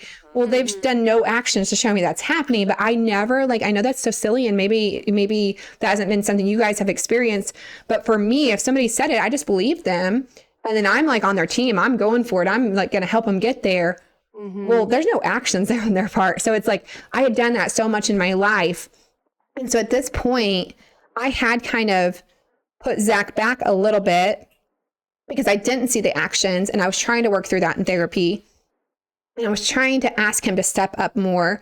And you really validated that a lot, like postpartum, because, you know, I think I was trying to like I wanted you to tell him how important it was to help me postpartum, because I felt like when I said things, it was maybe dismissed or I felt needy. Like I didn't want to be needy. I was always a person that took care of everyone else. So I didn't want to be needy, and I struggled with asking for what I needed because I had that perspective of I take care of people, they don't take care of me, and I don't want to be a burden. And so you really stepped into that postpartum time of giving him a job, and he did a decent job. I mean, I wouldn't say like, oh my gosh, he was just such an amazing postpartum support. But like he brought me meals, he brought me drinks. Like once you gave him the assignment, like he was willing to step into that assignment and do it. Actually, I would say that he did all those things, but it just didn't feel like all the love behind it. You know what I mean? You can feel that. So like he was doing the assignment, which I still really appreciated. But I think that kind of showed me well, you got to ask for what you want. You got to ask for what you need. And so it was kind of what that therapist had been teaching me about what you want, feel, and need matters. Like that's the point I was learning that. Mm-hmm. And so then I'm seeing Sabrina given these assignments of like, she needs to stay off her feet for this many days. And like, she's telling like directly, like she would turn to Zach and she's like, are you listening to me? This is important. Because I'm trying to prevent a repeat of what happened after Gentry was born. Yeah. And we should, like, I didn't mention this. I almost skipped over it. And that is like so notable. My blood pressure never went over like 120 over 80. Like Never. It never went over that the whole time I birthed. That's during birthing. Mm-hmm. I never had high blood pressure postpartum. I never had any complications, like not during the pregnancy, not postpartum. I had a little bit of higher blood pressure towards the end of my pregnancy that we managed naturally, and it was fine. And then I had I kept my blood glucose to make sure my blood sugars were good the whole time, because I had been diagnosed the first time with just gestational diabetes, which is interesting because you drink that stuff, and I hadn't drank soda in like 7 years or something, and I didn't like, my body was like, what the heck, and so it didn't do that well with that. But I would say each time I've had babies, I've been borderline. That's what I would call I'm really borderline on my sugars. And so I just have to really be mindful of prioritizing protein and nutrition and doing the things that you need to do to help that.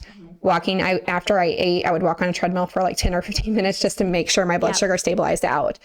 So that would be the only things I would note as problems, but like compared to what we could have expected, there was nothing compared to that. Yeah. So that was really good. And I do think your perception on Zach was right. I think he just felt like I'm not needed, and I'm going to take some distance in case this all goes wrong. And I think he felt a lot of weight of like, if she dies, that's going to be really bad because I'm going to have to do all the parenting by myself. Mm-hmm. And that might sound really selfish, but he's really pragmatic. Is that the right word? Like where he's always looking at like, how is that going to impact me? How is that going to impact me? And will that mess up my gym schedule? And will that mess up my sleep schedule? Like he's very schedule oriented. Even now, even in his healthier state, he has a schedule and he likes to keep to that. Mm-hmm. And so I think for him, like, yes, he didn't want anything bad to happen to me, but it was because he didn't want it bad to happen to me for like, he loves me and didn't want it to happen, but also that would be really inconvenient. And that would be a lot of burden for him to carry. Mm-hmm. And so I do think I think there was some distance there because of those things. Something I want to point out is that, and this is just my opinion, but I feel like, I think, again, just my opinion, him being at a place during that second pregnancy of like, I can't really 100% get on board with this whole home birth idea, but I'm going to just let her do. Yeah. Because in some ways, we want our spouse to be 100% on board and support us. But I think there's also, that is almost I don't think we can always 100% expect them to be 100% on board, given the paradigm that they're coming from. Yeah. And the fear that's been put in him from your first pregnancy. Yes. Yeah. And even me, I don't have a ton of underlying health conditions, but I was a VBAC mom. When I told my husband I was having an out of hospital birth, he was terrified. He's like, you're a VBAC. We can't be, because the fear that they put in him with my previous deliveries, you know what I mean? And that's a very minor situation compared to yours. And so I almost see I'm proud of him for not trying to put his foot down and saying, no, you're not doing this because I don't feel confident in it. Yeah, but him kind of like taking the back seat to say, if you want to do this, that's fine. I can't 100% get behind it. That's honorable to me in a sense that he was willing to do that, because again, like you said, your relationship was not in the best place. It's in a much better place now, but that gave you the ability to do what you know was best for your body. Yeah. And if he had to take that backseat role in order to let you do what you needed to do, that was much better than him forcing you to go to the hospital. Absolutely. Yeah. It was almost a sacrificial move. Like we're reading his mind. I'm usually wrong when I try to do that. So this could all be wrong, his thoughts. I'm like 90% of, no, I wouldn't say that much, but I'm wrong a lot when I try to tell my stories of what he's thinking in his mind. But I do think that for him, he was on some level uncomfortable with it. He'll probably listen to this episode and he'll be like, I love Sabrina. I felt great about it. I just didn't want to leave work because my boss Sorry, said not Zach, to. if we're making assumptions that aren't. This is what women think. Yeah. Women think. No, since into his thought, and he says like, I just wanted the extra pay. we had money we needed. But yeah, I mean, to me, I do think there was a level of his discomfort and his wanting just some space from that decision. And I do think that's sacrificial. But you know what? Like, we do a lot of things not consciously, but subconsciously. Yes. And so it maybe subconsciously, He did that was the motivating factor. And consciously, he's just like, I can't leave work unless it's absolutely necessary. Yes. You know what I mean? For sure. So it could be both. And that's We're saying to you, Zach, right now, you may not know your own mind. I hate to tell you, but we got to figure out you don't. No, I'm just kidding. Totally, that probably could be a big part of it, because if you have fear, a lot of times you're going to, like, just like me not pushing Gentry out because I was fearful of who was in the room. I wasn't thinking, oh, I better not push this baby out because I'm fearful. I was, in fact, thinking, get this baby out. Amanda's got to leave. But my body and my subconscious was like, keep that baby in. Yes. So not trying to read Zach's subconscious, but yeah, it definitely could be a big aspect. And like you said, his family wasn't super like excited. They're usually not super excited about our choices. And so, I mean, that has to be tough, because I think of people all the time like that. My mom gets on board to have all the crazy ideas, and it's because she trusts me. It's not because she's just like, oh, you want to make her happy. She knows that I do thorough, ridiculous amounts of research before I decide something or choose something. And so she knows that she can get on board with me, even if she doesn't understand it, because she knows I have vetted it, and then I've double vetted it, and then I've come back and vetted it again. And so she is very quick to be like, oh, okay, this is what you think is right.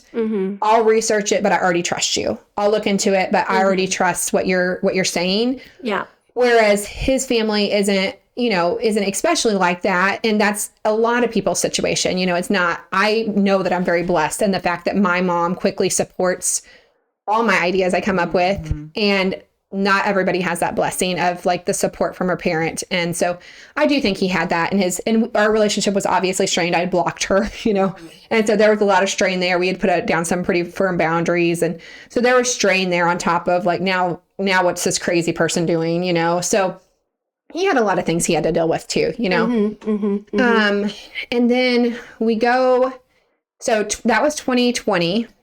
In 2022, I've continued therapy. I've done a lot of work on myself. At this point, I stopped trying to change my husband. I'm loving this. So also, just to kind of go back on Cruz's birth. Okay. So what would be probably the most empowering moment that you can think of I'm from glad you that asked birth? that. Okay, that's an easy one, and I think you already know the answer. Oh, I'm getting really passionate about this. This was so empowering. No, truly it was. I was in the birthing pool at this point. I'd gone back and forth to the toilet. I really like birthing on the toilet. Yeah. Always. Laboring. Laboring. Not birthing. Not birthing You did on birth in the laboring. pool, but you labored. Labored on the toilet. You were back and forth from the pool to the toilet a lot. Well, and I probably would have on the third time, but Danielle wouldn't let me birth in the toilet. So bad. Let's go. She said, maybe we should stand up. And I'm like, no, I'm not doing that. And she's like, I think we need to. I'm like, So I definitely tried to birth on the toilet. I do love that. So I was in the birthing pool, and it was right before the Ring of Fire. And so I'm like, oh yeah, I can't do this. And so I said, I can't do this. And Sabrina said, but you already are. And I was like, oh, okay. Yes. Because it was just like such a mind shift, right? It's like, and I'm so good at that in general. Like, that is something I work really hard, because like I said, mindset is my biggest struggle. I think it's most people's biggest struggle, to be honest, but it's a huge struggle for me. And so like, I'm really usually quick at catching my defeating thoughts. But like in that moment, I was just like surrendered. I'd passed the guns to Sabrina. Like she had to overpower my mindset, not me. Yes. And so I was like, I was surprised because I'm usually not. I might think I can't do this on a regular basis, but I would never say that out loud. Like I would not tell somebody. I wouldn't even tell my mom if I think I can't do something. I'm just going to keep trying to power through and like do it. And so I was a little surprised that I yelled that out because I was like, up to that point, I think I was just moaning a lot. Gentry had asked me like, Mom, what are you doing? And I'm like singing a song to the baby. Yes. And it was like a really sweet moment between him and I. Very sweet. And so I wasn't talking very much. And then I scream out that like, I can't do this. And then she was just like, came back so quickly with the exact words I needed. Because it was just like, oh, I am already doing it. And like, and then he was born. Like right after she said that, like he was born. And I was like, oh, okay, I did it. And it's like such a relief then anyway. It's like, oh my gosh, I did it. And so she had just said that, then he was born, and it was just, it was such a relief. And just having her voice to remind me of like what my power actually was. I was already doing it. Like I can sit there and say all day, but that's not the facts because I was in the middle of doing it.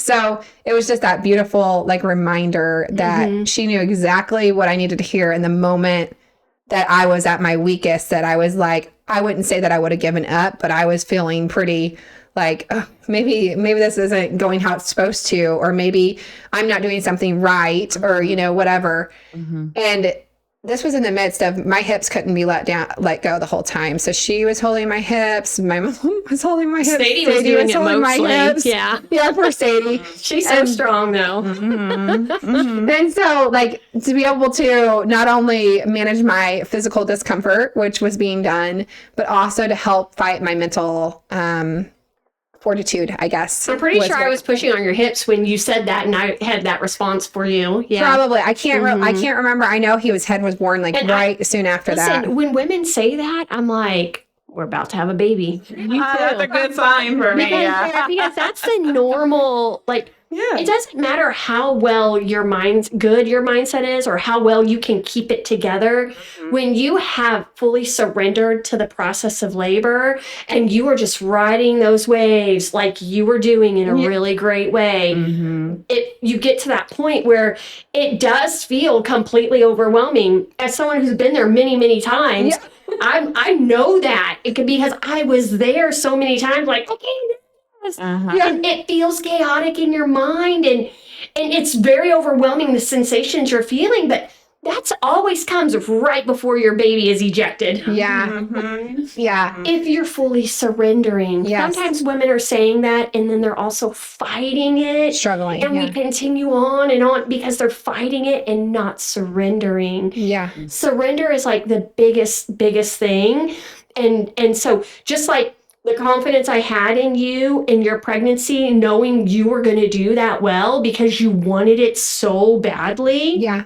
It's like sometimes women have to go through, unfortunately, really hard things to really fight for and get and want and actually do the things so they can get the birth that they really want. And so while I'm so excited for first-time moms who choose this path, they don't fight for it as good and hard as like me or you. You know what I mean? Because they're like, I want this, but they don't have like this really hard experience they've had to make them really heed the things that I say to them to prepare them mentally and physically for the labor. And so, it's just like, I knew during your pregnancy that you were going to do the birth part well. We just needed to give you the right safe space to do it. And you did it so beautifully. That's why as soon as you felt like I can't do this, I had your baby in your arms. Right. Because you were just surrendering and letting it happen. Well, and it's a comparison, right? Like when a first-time mom has a home birth, she doesn't have anything to compare it to. So it is a possibility to load up and go to the hospital. Like her body knows that because like in her mind, that's still a possibility. And even for some people who have had a hospital birth, but it was, fine.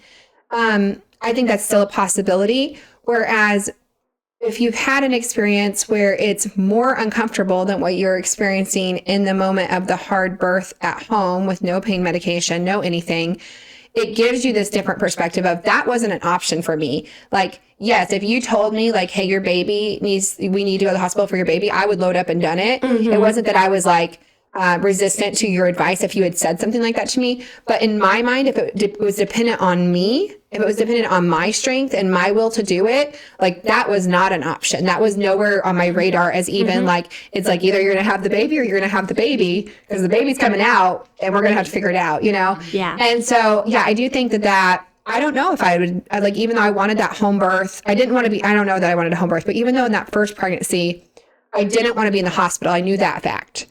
I didn't want to be in the hospital, but even if I had been given like some kind of amazing miracle of having home birth that first time, even though I knew I didn't want to be in the hospital, I may still not have been as like resilient and strong or tenacious. Tenacious might be a good word. To stick through the birth and see my body's capabilities, because I may have still had that door of like, well, I could go to the hospital. You know, and maybe it's not that bad. Maybe other people have bad experiences, but people usually really like me and, you know, whatever I would tell myself. Yeah. And so there would always still be that door there. Or even like, you might say to yourself, well, I just can't do it. You know, it's like, I just can't do it. And that can't do it is enough to say, well, I better go get some help. Yeah. Whereas if you had that terrible like bad experience and you're like, well, I better figure it out because I'm not going there. Right. Yes. You know? Right. Yeah. So Yeah. I think that was probably that was a really long answer to your question. What was the most Oh, no. That's fine. inspirational? That's fine. My friend Carrie always says, so the long story long. No, that was great. Oh, well, yeah. So then we leading went into the next session, and I would like to tell you we're going straight to the birth, but we're not. Yeah, no. I wouldn't want to like get us straight there. No. So now we go into Cruz is Little in 2022. I had been reading my Bible. I had been seeking after the Lord. I'd been doing counseling, and I felt like God told me to divorce my husband. That's not something most people tell you. They feel like God says. It's not high on the list whenever you're talking to people about God talking to them. But I felt like he told me once and I was like, that can't be right. And then I felt like he told me twice and I was like, man, I must be really misunderstanding you, God. And then I felt like he told me a third time. And usually I take it pretty serious when I feel like I have this Holy Spirit leading to do something a third time. So I was like, this is a terrible idea. Like even going into it, even choosing to listen, even in that moment where I decided, okay, I'm going to listen, I was like, this is a terrible idea. Like I still was not on board because I truly felt like if I can just stick here and just be patient enough, he'll have his growth, I'll have my growth, and we can grow together and we can heal. And for me, saying that I'm going to file for divorce says that I'm no longer willing to grow with you, right? Like, isn't that, I mean, that's kind of like a complete cutoff. And so anyway, I filed for divorce because that's what I felt like God told me to do. And it was hard. I mean, I cannot tell you how hard it was. And I won't drag up all the things that happened. It was really challenging. I had a really good team. I had some advocates that, you know, at this point I had learned to get advocates. You know, Sabrina taught me that in birth. And so I had a team that was advocating for me in court. And I don't take for granted that those things take money. So I had money in my savings that I was spending on this that some people can't afford. You know, like I have a friend that's going through some really hard stuff and she just literally can't afford to hire an advocate. I was very blessed with having that resource. It was money that was gifted to me. And so it was in my own name and my own account. So I was able to utilize that to hire some advocacy.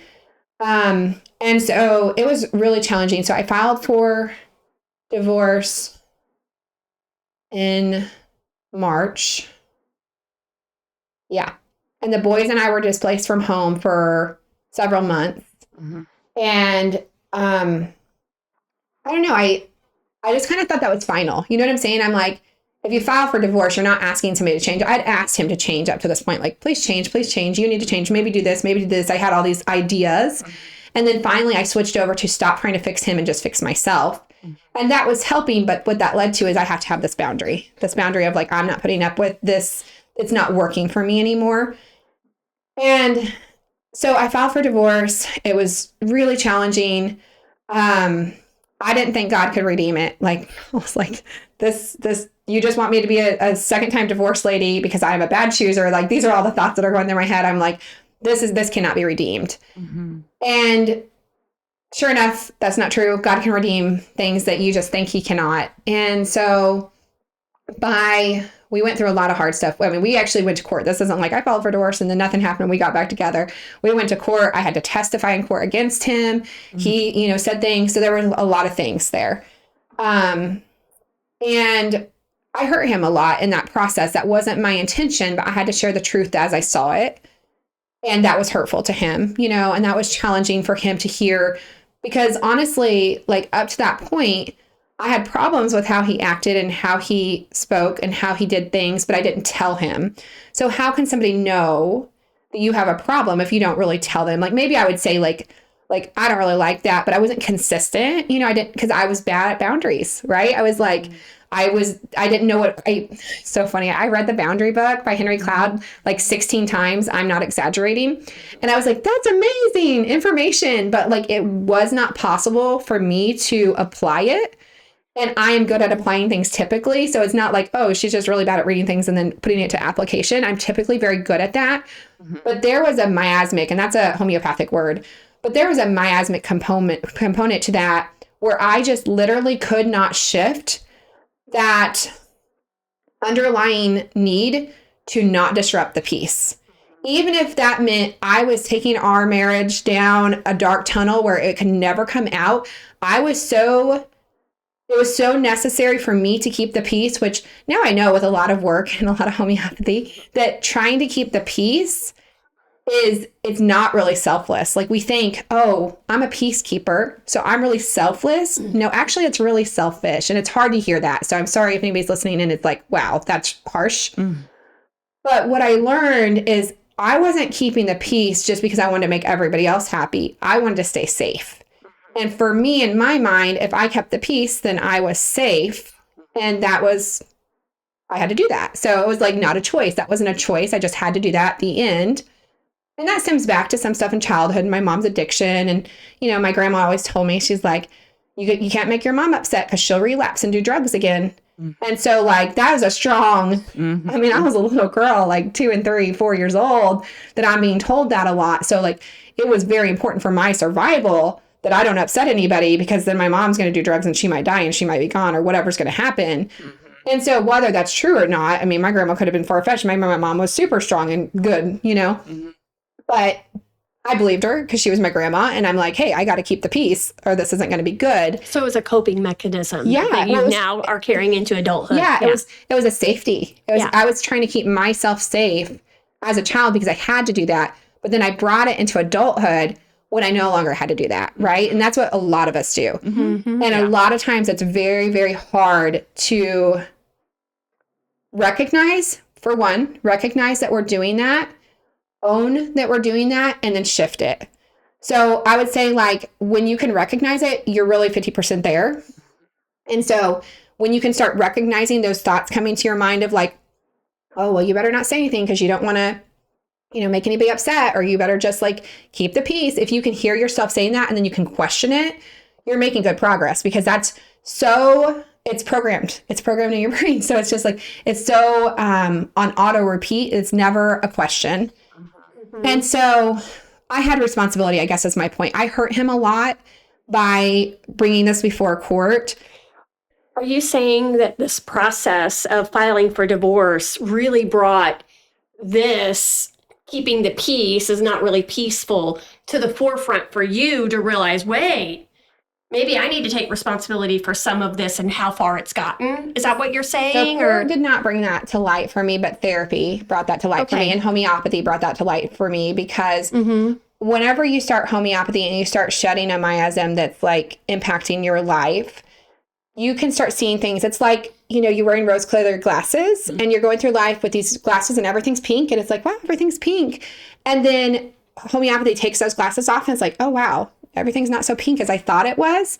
And so when you're able to shift that miasm, you're able to see things that just literally seemed like common sense or common ground before.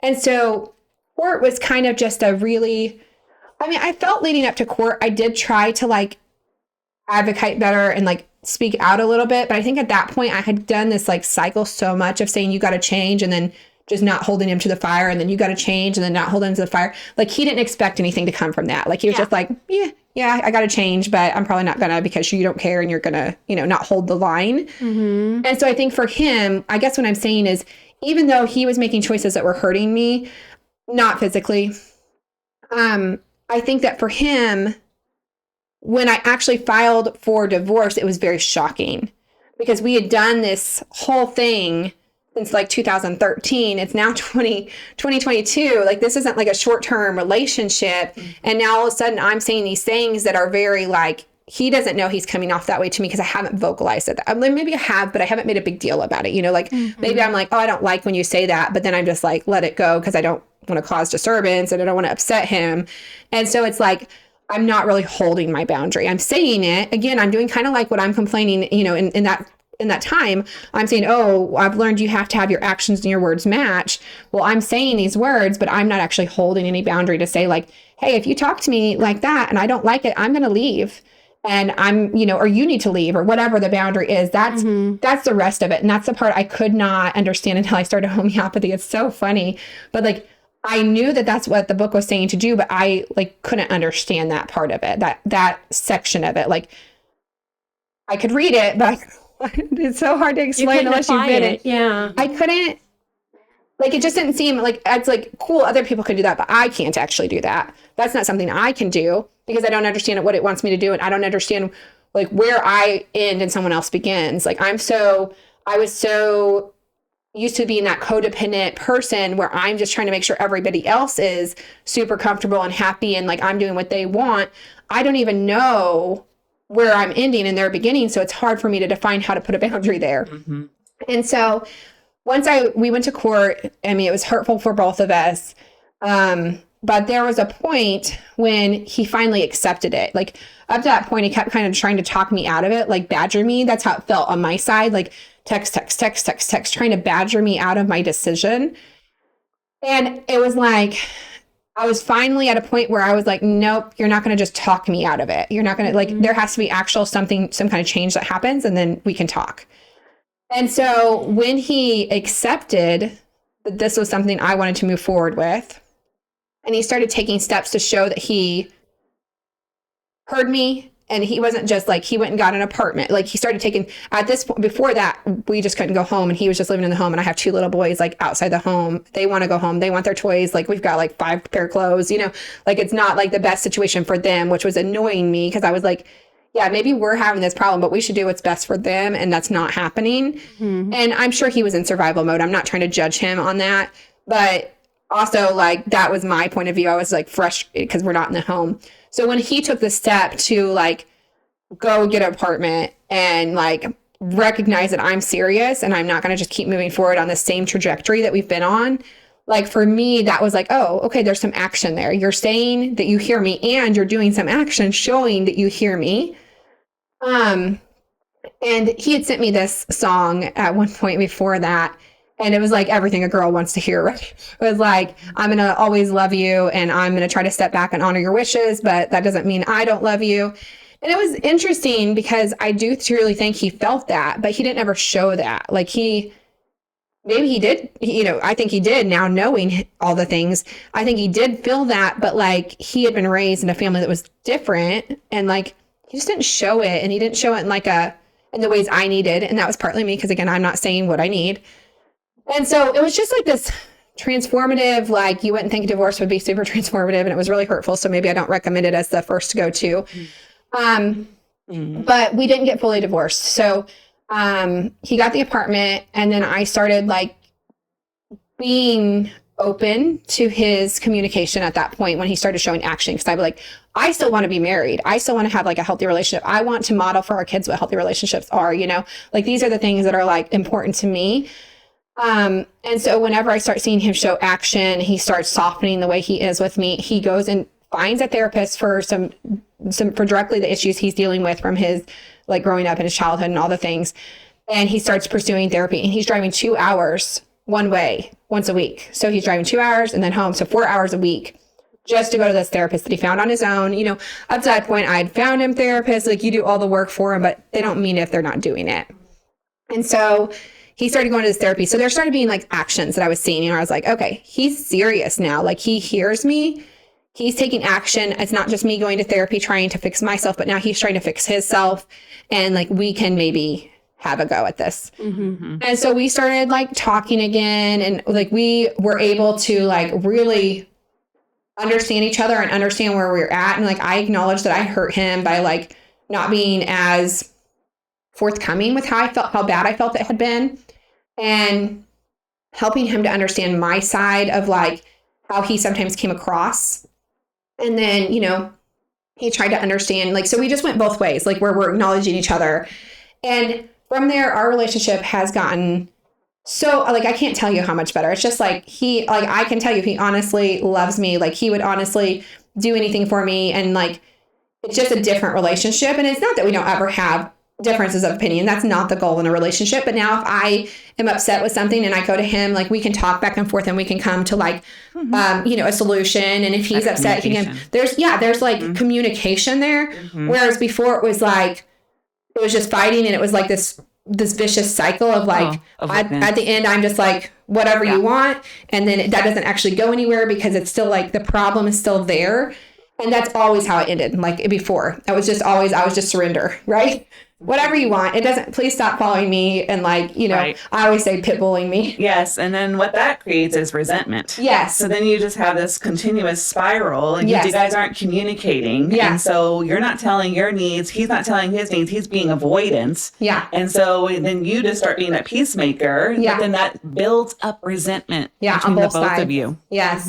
Yeah. And, you know, the kids are sensing that, and it's just not good for anybody. Yeah. And so when we came back together, it was a completely different like dynamic. It's still to this day a completely different dynamic. So then we had a discussion, and I said, you know, do you want to have any more babies? This is a while, like 2 years, 3 years, probably 3 years after we've been back together. Things are really good. We've done therapy together. He's done therapy. Like I'm doing therapy still. And so I'm doing homeopathy. He's doing homeopathy. We're all doing all the things. And so we feel in a really stable, really healthy like spot. And I was like, hey, do you want to have any more kids? And he's like, oh, I don't know. I think, you know, 2 is probably great. And I was like, okay, cool. Like, I think, you know, we have to both be on board with it. So I said, like, will you pray that I feel content with where we're at? And I said, and I'll pray that you'll change your heart and want more if that's what's meant to be. He's like, okay. Now, whether he prayed to change my heart, I don't know. But I did pray that, like, he would change his heart if that's what God had in mind. And we were very passionate in these years because we were newly in love. That was literally like probably the first time we were actually like, I always loved him, but like this was like, you know, a reciprocal, more reciprocal relationship. And so we were very in love, very passionate, probably not as careful as people could be on if we were trying to not have more children to prevent. And so surprise. Like 2 months later, I missed my period. Now, to be 100%, I didn't do anything different. This was just both of us, how we were. And so it wasn't like I was like tricking him or like doing anything. I truly was praying like, hey, bring his heart around if we should have more, and vice versa. I was hoping he was praying that. I don't know if he did. Probably did. He probably did. So we get to Florida. We're in Florida. We're on vacation. And I'm like, I think I'm pregnant. I always know right when I'm pregnant. Like, I just feel it in my body. Like before I miss a period or anything, I just feel like I'm pregnant. I'm like, I think I'm pregnant, but I'm not saying anything to anybody because I'm like, I can't believe I'm pregnant. Because Cruz is like 4 at this point. Yeah, because he was 5 when I had Malachi. So I'm like, oh, this is kind of funny timing, but okay. And it was really funny because we just had that discussion. So I'm like, okay. So I take a test, and yes, I'm absolutely pregnant. It's faint because I'm pretty early on testing. But so I go to him and I'm like, hey, so I'm pregnant. And he's like, what? And I'm like, oh yeah, I'm really pregnant. And he's like, oh, okay. I said, well, we did say that prayer. And he's like, yeah. And he was like just totally different than he had before. You know, even whenever he wanted kids, he wasn't excited, if that makes sense. Like when we had made a collaborative decision in the past, like I just didn't feel any enthusiasm from him. And it was like something I really longed for. I wanted to be excited together because it was definitely something I wanted.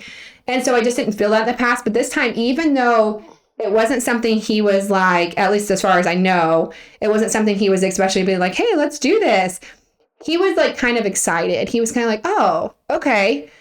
And kind of like very early on got on board. So I really had like a lot of support from him through that pregnancy, a lot more like interest. I would say interest is a good word. Like he was a lot more interested in everything and wanting, like asking questions, wanting to hear the heartbeat. Like I felt like, oh yeah, I should record this so I can send it to Zach because he'll want to hear the heartbeat. And so he really became the person that I needed in that birth. Like he was my need. Like I, obviously reached out to Sabrina like immediately. So I was like a week pregnant, probably. No, just kidding. But I was really, really pregnant. I think you were earlier than that even. I think it was right away. Yeah, I text you as soon as I got my pregnancy test. I told Zach first, but then I text you. Well, of course. And I was in Florida and I was like, hey, I'm pregnant. And so she was on board really quickly. But even though I wanted her on board, it was like, it shifted. Like I wanted you there. And like, I was glad you were able to, but it was almost like we even came to a point within the pregnancy. Sabrina had like a needed thing where she was going to be gone. She just was not available during that time. It was right around your due date. And it was right after my due date. And so you said like, hey, I didn't tell you about this ahead of time because I really thought you'd already had baby. And so like, no matter what, like I can't come to you if you go into labor during this certain time. And she was like, I'm really sorry about that. Usually I would have you, call this midwife, but they won't see you. And she's like, you could, she's trying to give me all these options, but there's really no options on the table. She's like, you could go to the ER, but I know you're not going to do that. And so she was trying, like, we're talking on the phone and I was just so calm. Even though I knew she might not be there, and even though I wanted her there, like I was so calm because I knew my husband would be there. And I knew like he was in it with me. And like, I don't know, it was just different. And so I didn't go into labor while Sabrina was gone. But during that time, like she told me like 24 hours ahead of time or something. And so I prepared this whole binder and I walked him through it. I'm like, hey, if this happens, this is the remedy. And if this happens, call this person and ask them what to do. And if this happens. And so I'm kind of like walking him through this binder and he's listening, attentively and like, okay. And he's not freaking out. He's not like, we're not doing this. If Sabrina's not here, go get in the car, lady. It was never like that from him. He was just like, okay. And I think he was freaked out. Like I could see he was freaked out. He's like, why can't Sabrina be here? What? Let me look that up. And he was like asking all these questions. And so he was like, okay.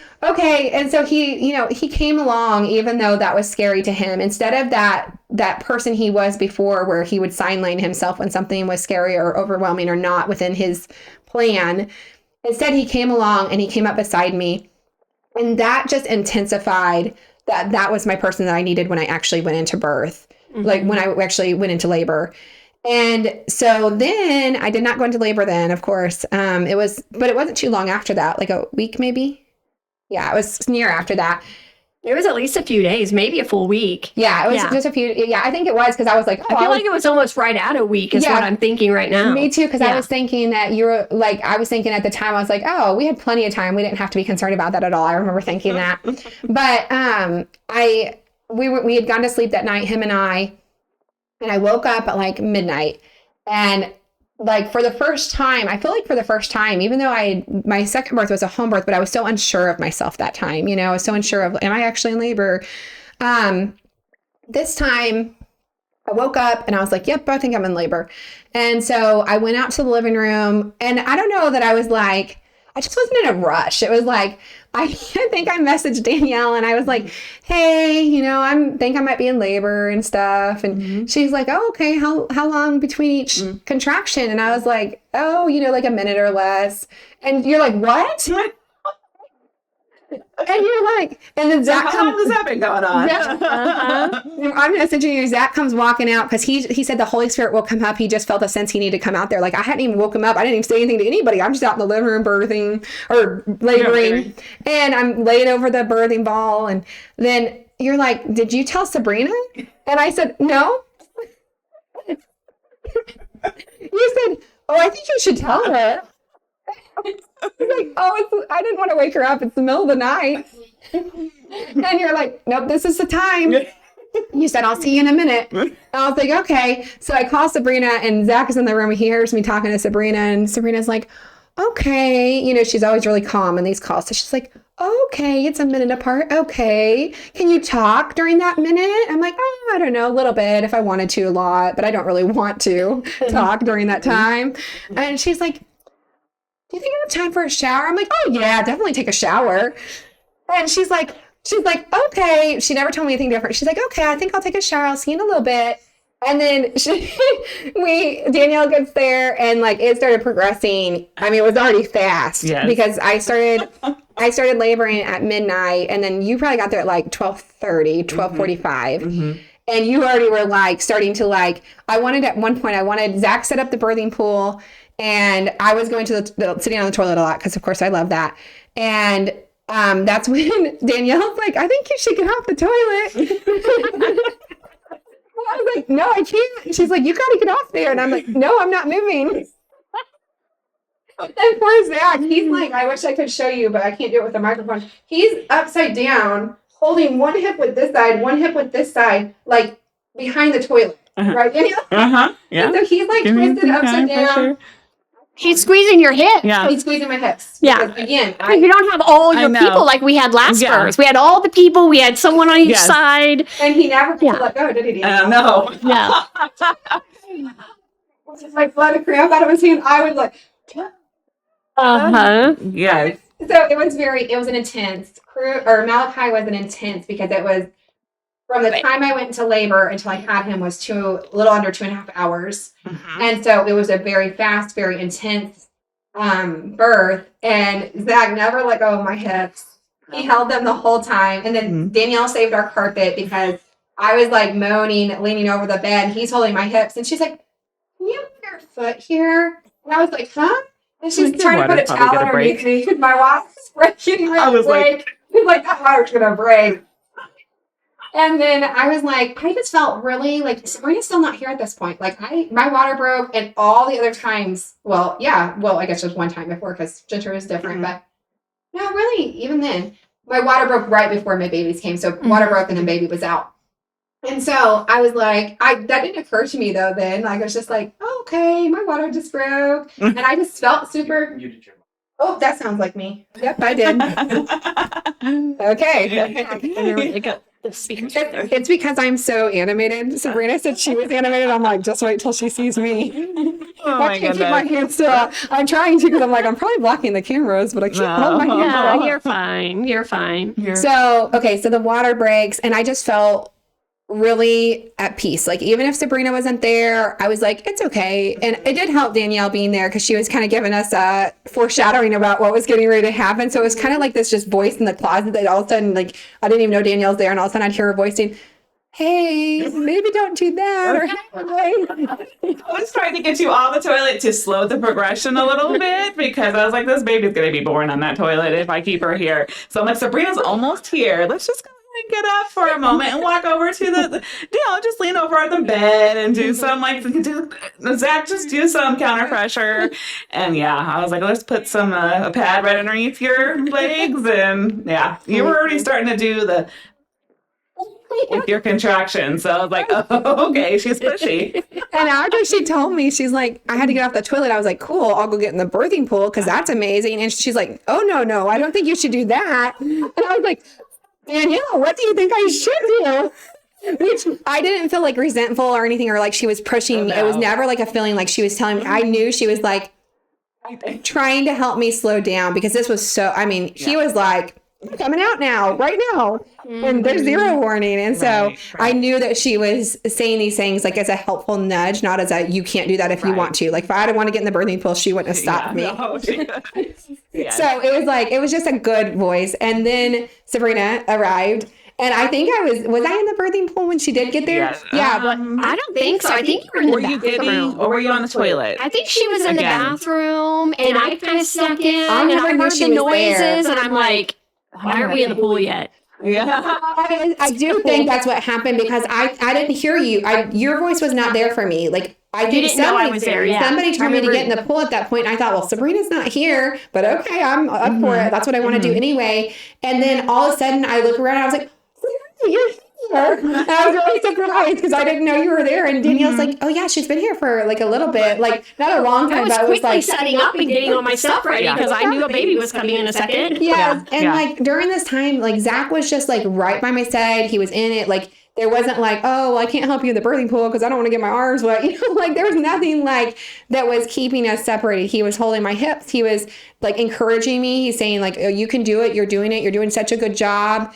And, you know, it's funny because with the birth with Cruz, Gentry was kind of my support system, even though you were there and you were encouraging me and my mom was Gentry there. was in the pool with Gentry you. was in He the was pool. helping push on your back, even though his little hands didn't have much strength. But He was pushing my back. He was putting his arm around me, telling me, you're doing a good job, mommy. And so, you know, I had this sweet little moment with Gentry from that, which is a huge blessing, but also that's not his weight. That's not his weight to carry to support me. And that wasn't my intention by having him there. I didn't go into that being like, oh, I need his support. Yeah. But it was a very sweet moment for him and I to have that.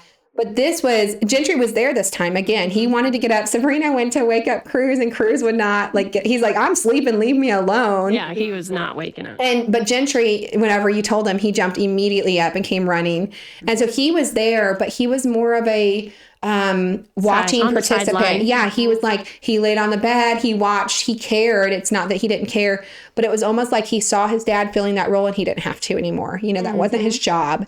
And it wasn't his job. It shouldn't have felt like his job in the first place, but I almost felt like It's he just a felt like that. 2-year-old and a 6-year-old have different. Yeah. They're in different places with, you know. How things are. Yeah. So he was really glad he was up. He tells everybody, like, I've seen both my brothers born. He's very proud of that fact. But it was just such a sweet, like, I can't imagine not having Malachi, not because he's just such an incredible baby boy. Like, he brings so much joy to our life and he's such a happy baby and he brings us so much laughter. But what it did for healing our marriage too, and like showing me that my husband would be there when I need him and showing me that we could face things that are hard together, like, that was so healing. And we were already in a good spot, but it was so healing for me because it was just a confirmation of the work we had both done and the place we were at now and how it was different and how it felt different. And also it really, I want to be careful how I say this, but it really made his bond with Malachi different. It's not that he doesn't love, you know, our boys, but he has a different connection with Malachi than he does with the big boys because, you know, he was there with Gentry, but he was just kind of sleeping. He wasn't even there when Cruz was born. And it doesn't deter the efforts he makes to build that bond, but it's almost like him not showing up, they felt that. It's funny because they were just little tiny babies, but they felt that. And Malachi, like, that's his favorite person. As soon as he thinks daddy's home, he's like screaming about daddy. He wants to call daddy all day, like daddy, daddy, daddy, daddy, daddy.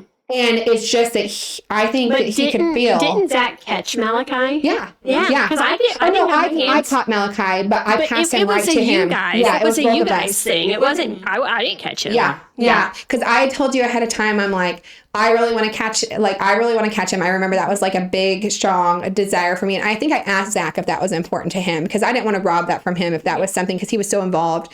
And he's like, no, you know, if you want to catch him, that's fine. And so he did a lot with the cord and he helped me whenever I caught him and stuff because I couldn't find him or something. I remember being like, where? Because I always want to be leaned forward. Yeah. And like, I think most people eventually tip over, but I don't ever do that. And so Sabrina was like, hey, it might be easier if you do like this, like sideways or something. I was like, no, I'm good. I want to be like this. And, you know, she's very supportive of that. And so it's not the easiest position how I like to be to catch a baby. Just to reach down. Yeah.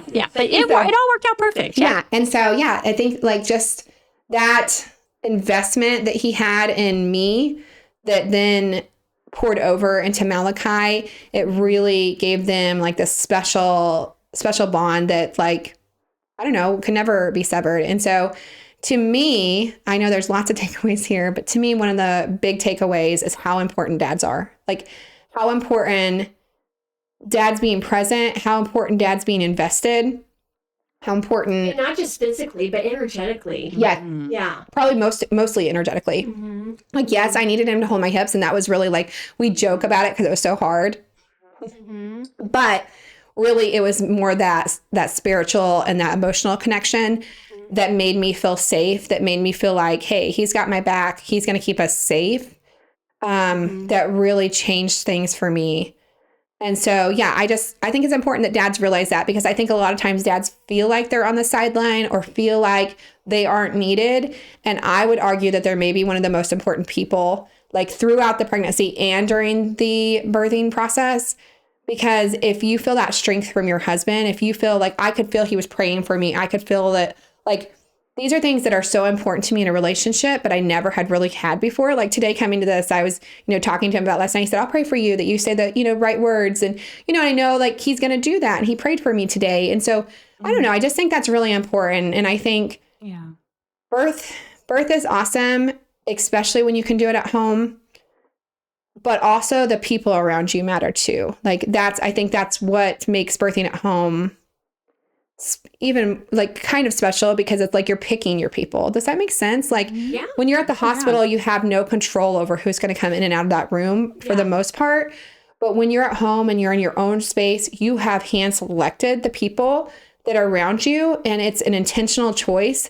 And you've done that from instinct. You've done that from who makes you feel safe. It's not like, and for some people I know, they feel like, oh, I have to have my mother-in-law there, or I have to have even my mother there, and they don't want to. And I would encourage women to really like realize they can put a boundary around that, because I know maybe that will hurt the person that you don't invite into the space, but this really is an important time for you. And you really do get to have that boundary of who is around you and who is supporting you. And guess what? If somebody is supporting you and loving you, you're going to want them there. So if you don't want them there, there's a reason, and you get to trust that. Yeah.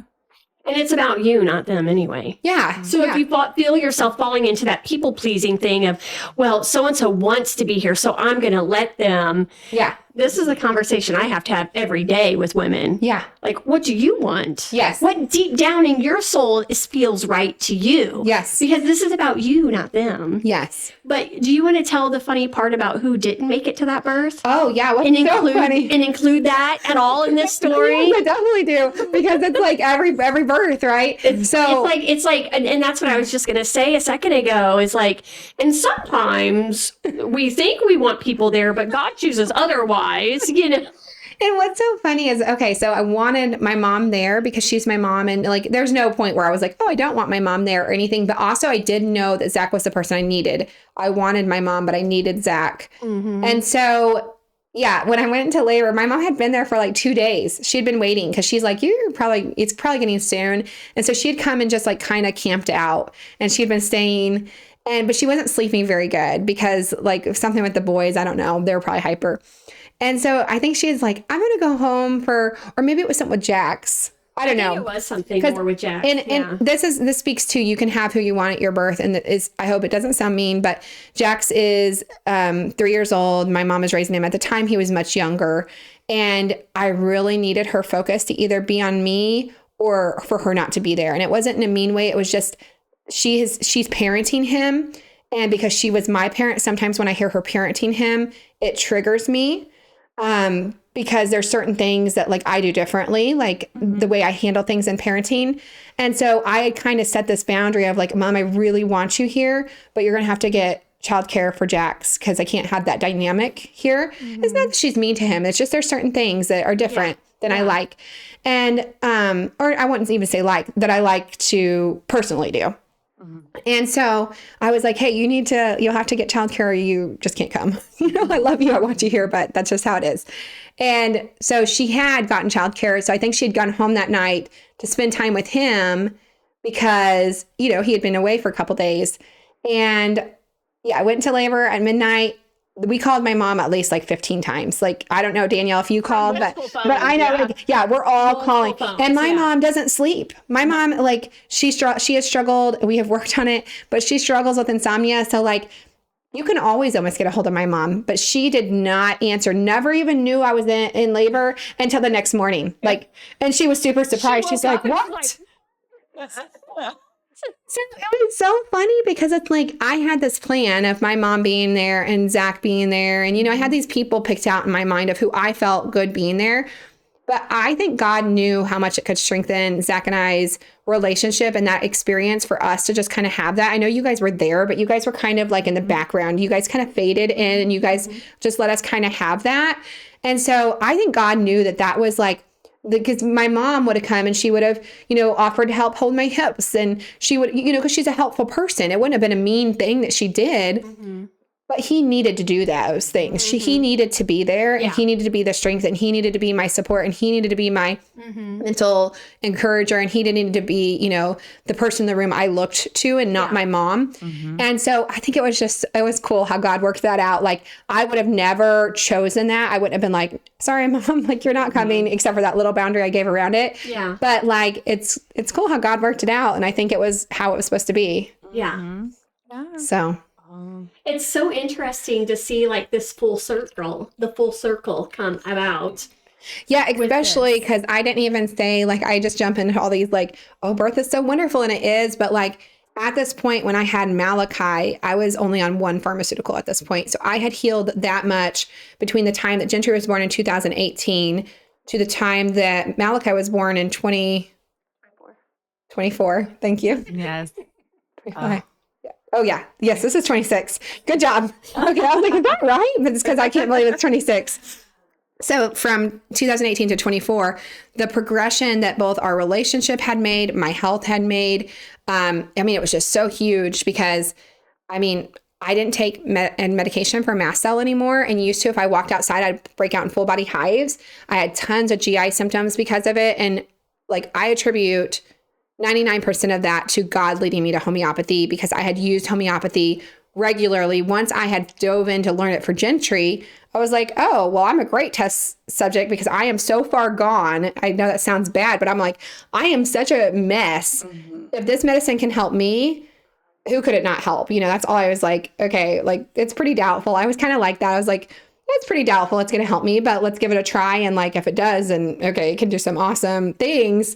And it had helped me make so much progress. Like, I was off all the antihistamines. I no longer had mast cell flares. I did have in both of my second pregnancies. So my second and my third, I had mast cell flares within the pregnancies, but they weren't like breaking out in hives or anything. I had like some weird symptoms, but I traced it back and found it was mast cell. And it was because I was taking too much desiccated liver, and that can be really mast cell triggering. And so anyway, both those times I quickly figured it out. I, found the remedies, and we got right back on track, and I was feeling good.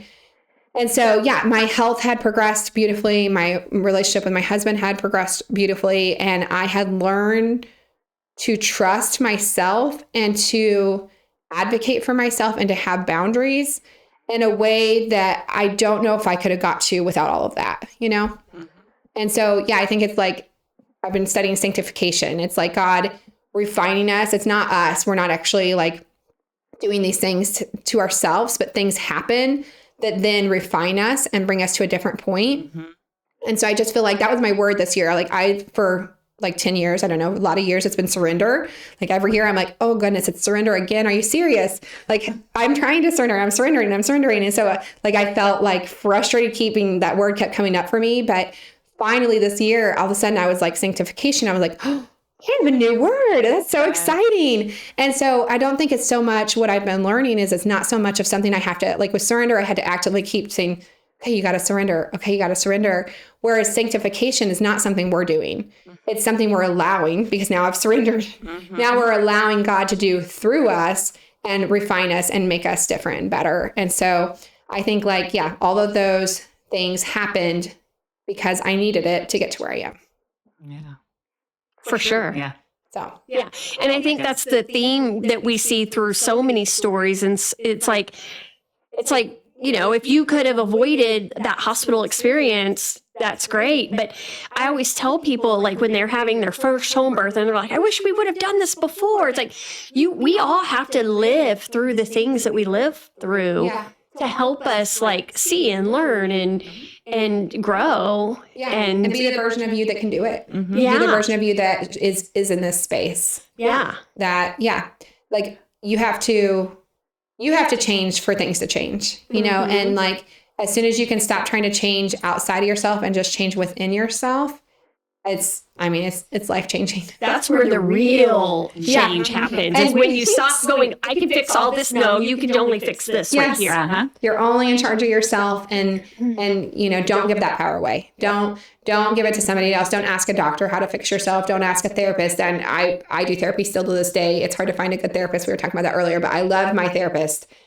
Took me many to get to her. But I got little pieces from each one, even whenever some of those weren't the best fit for me. So it's not about not bringing in those tools. It's not like, even me, I tell people when I take a consult on, I'm like, hey, homeopathy is a tool. This is a tool, and we're going to use it to help you get better.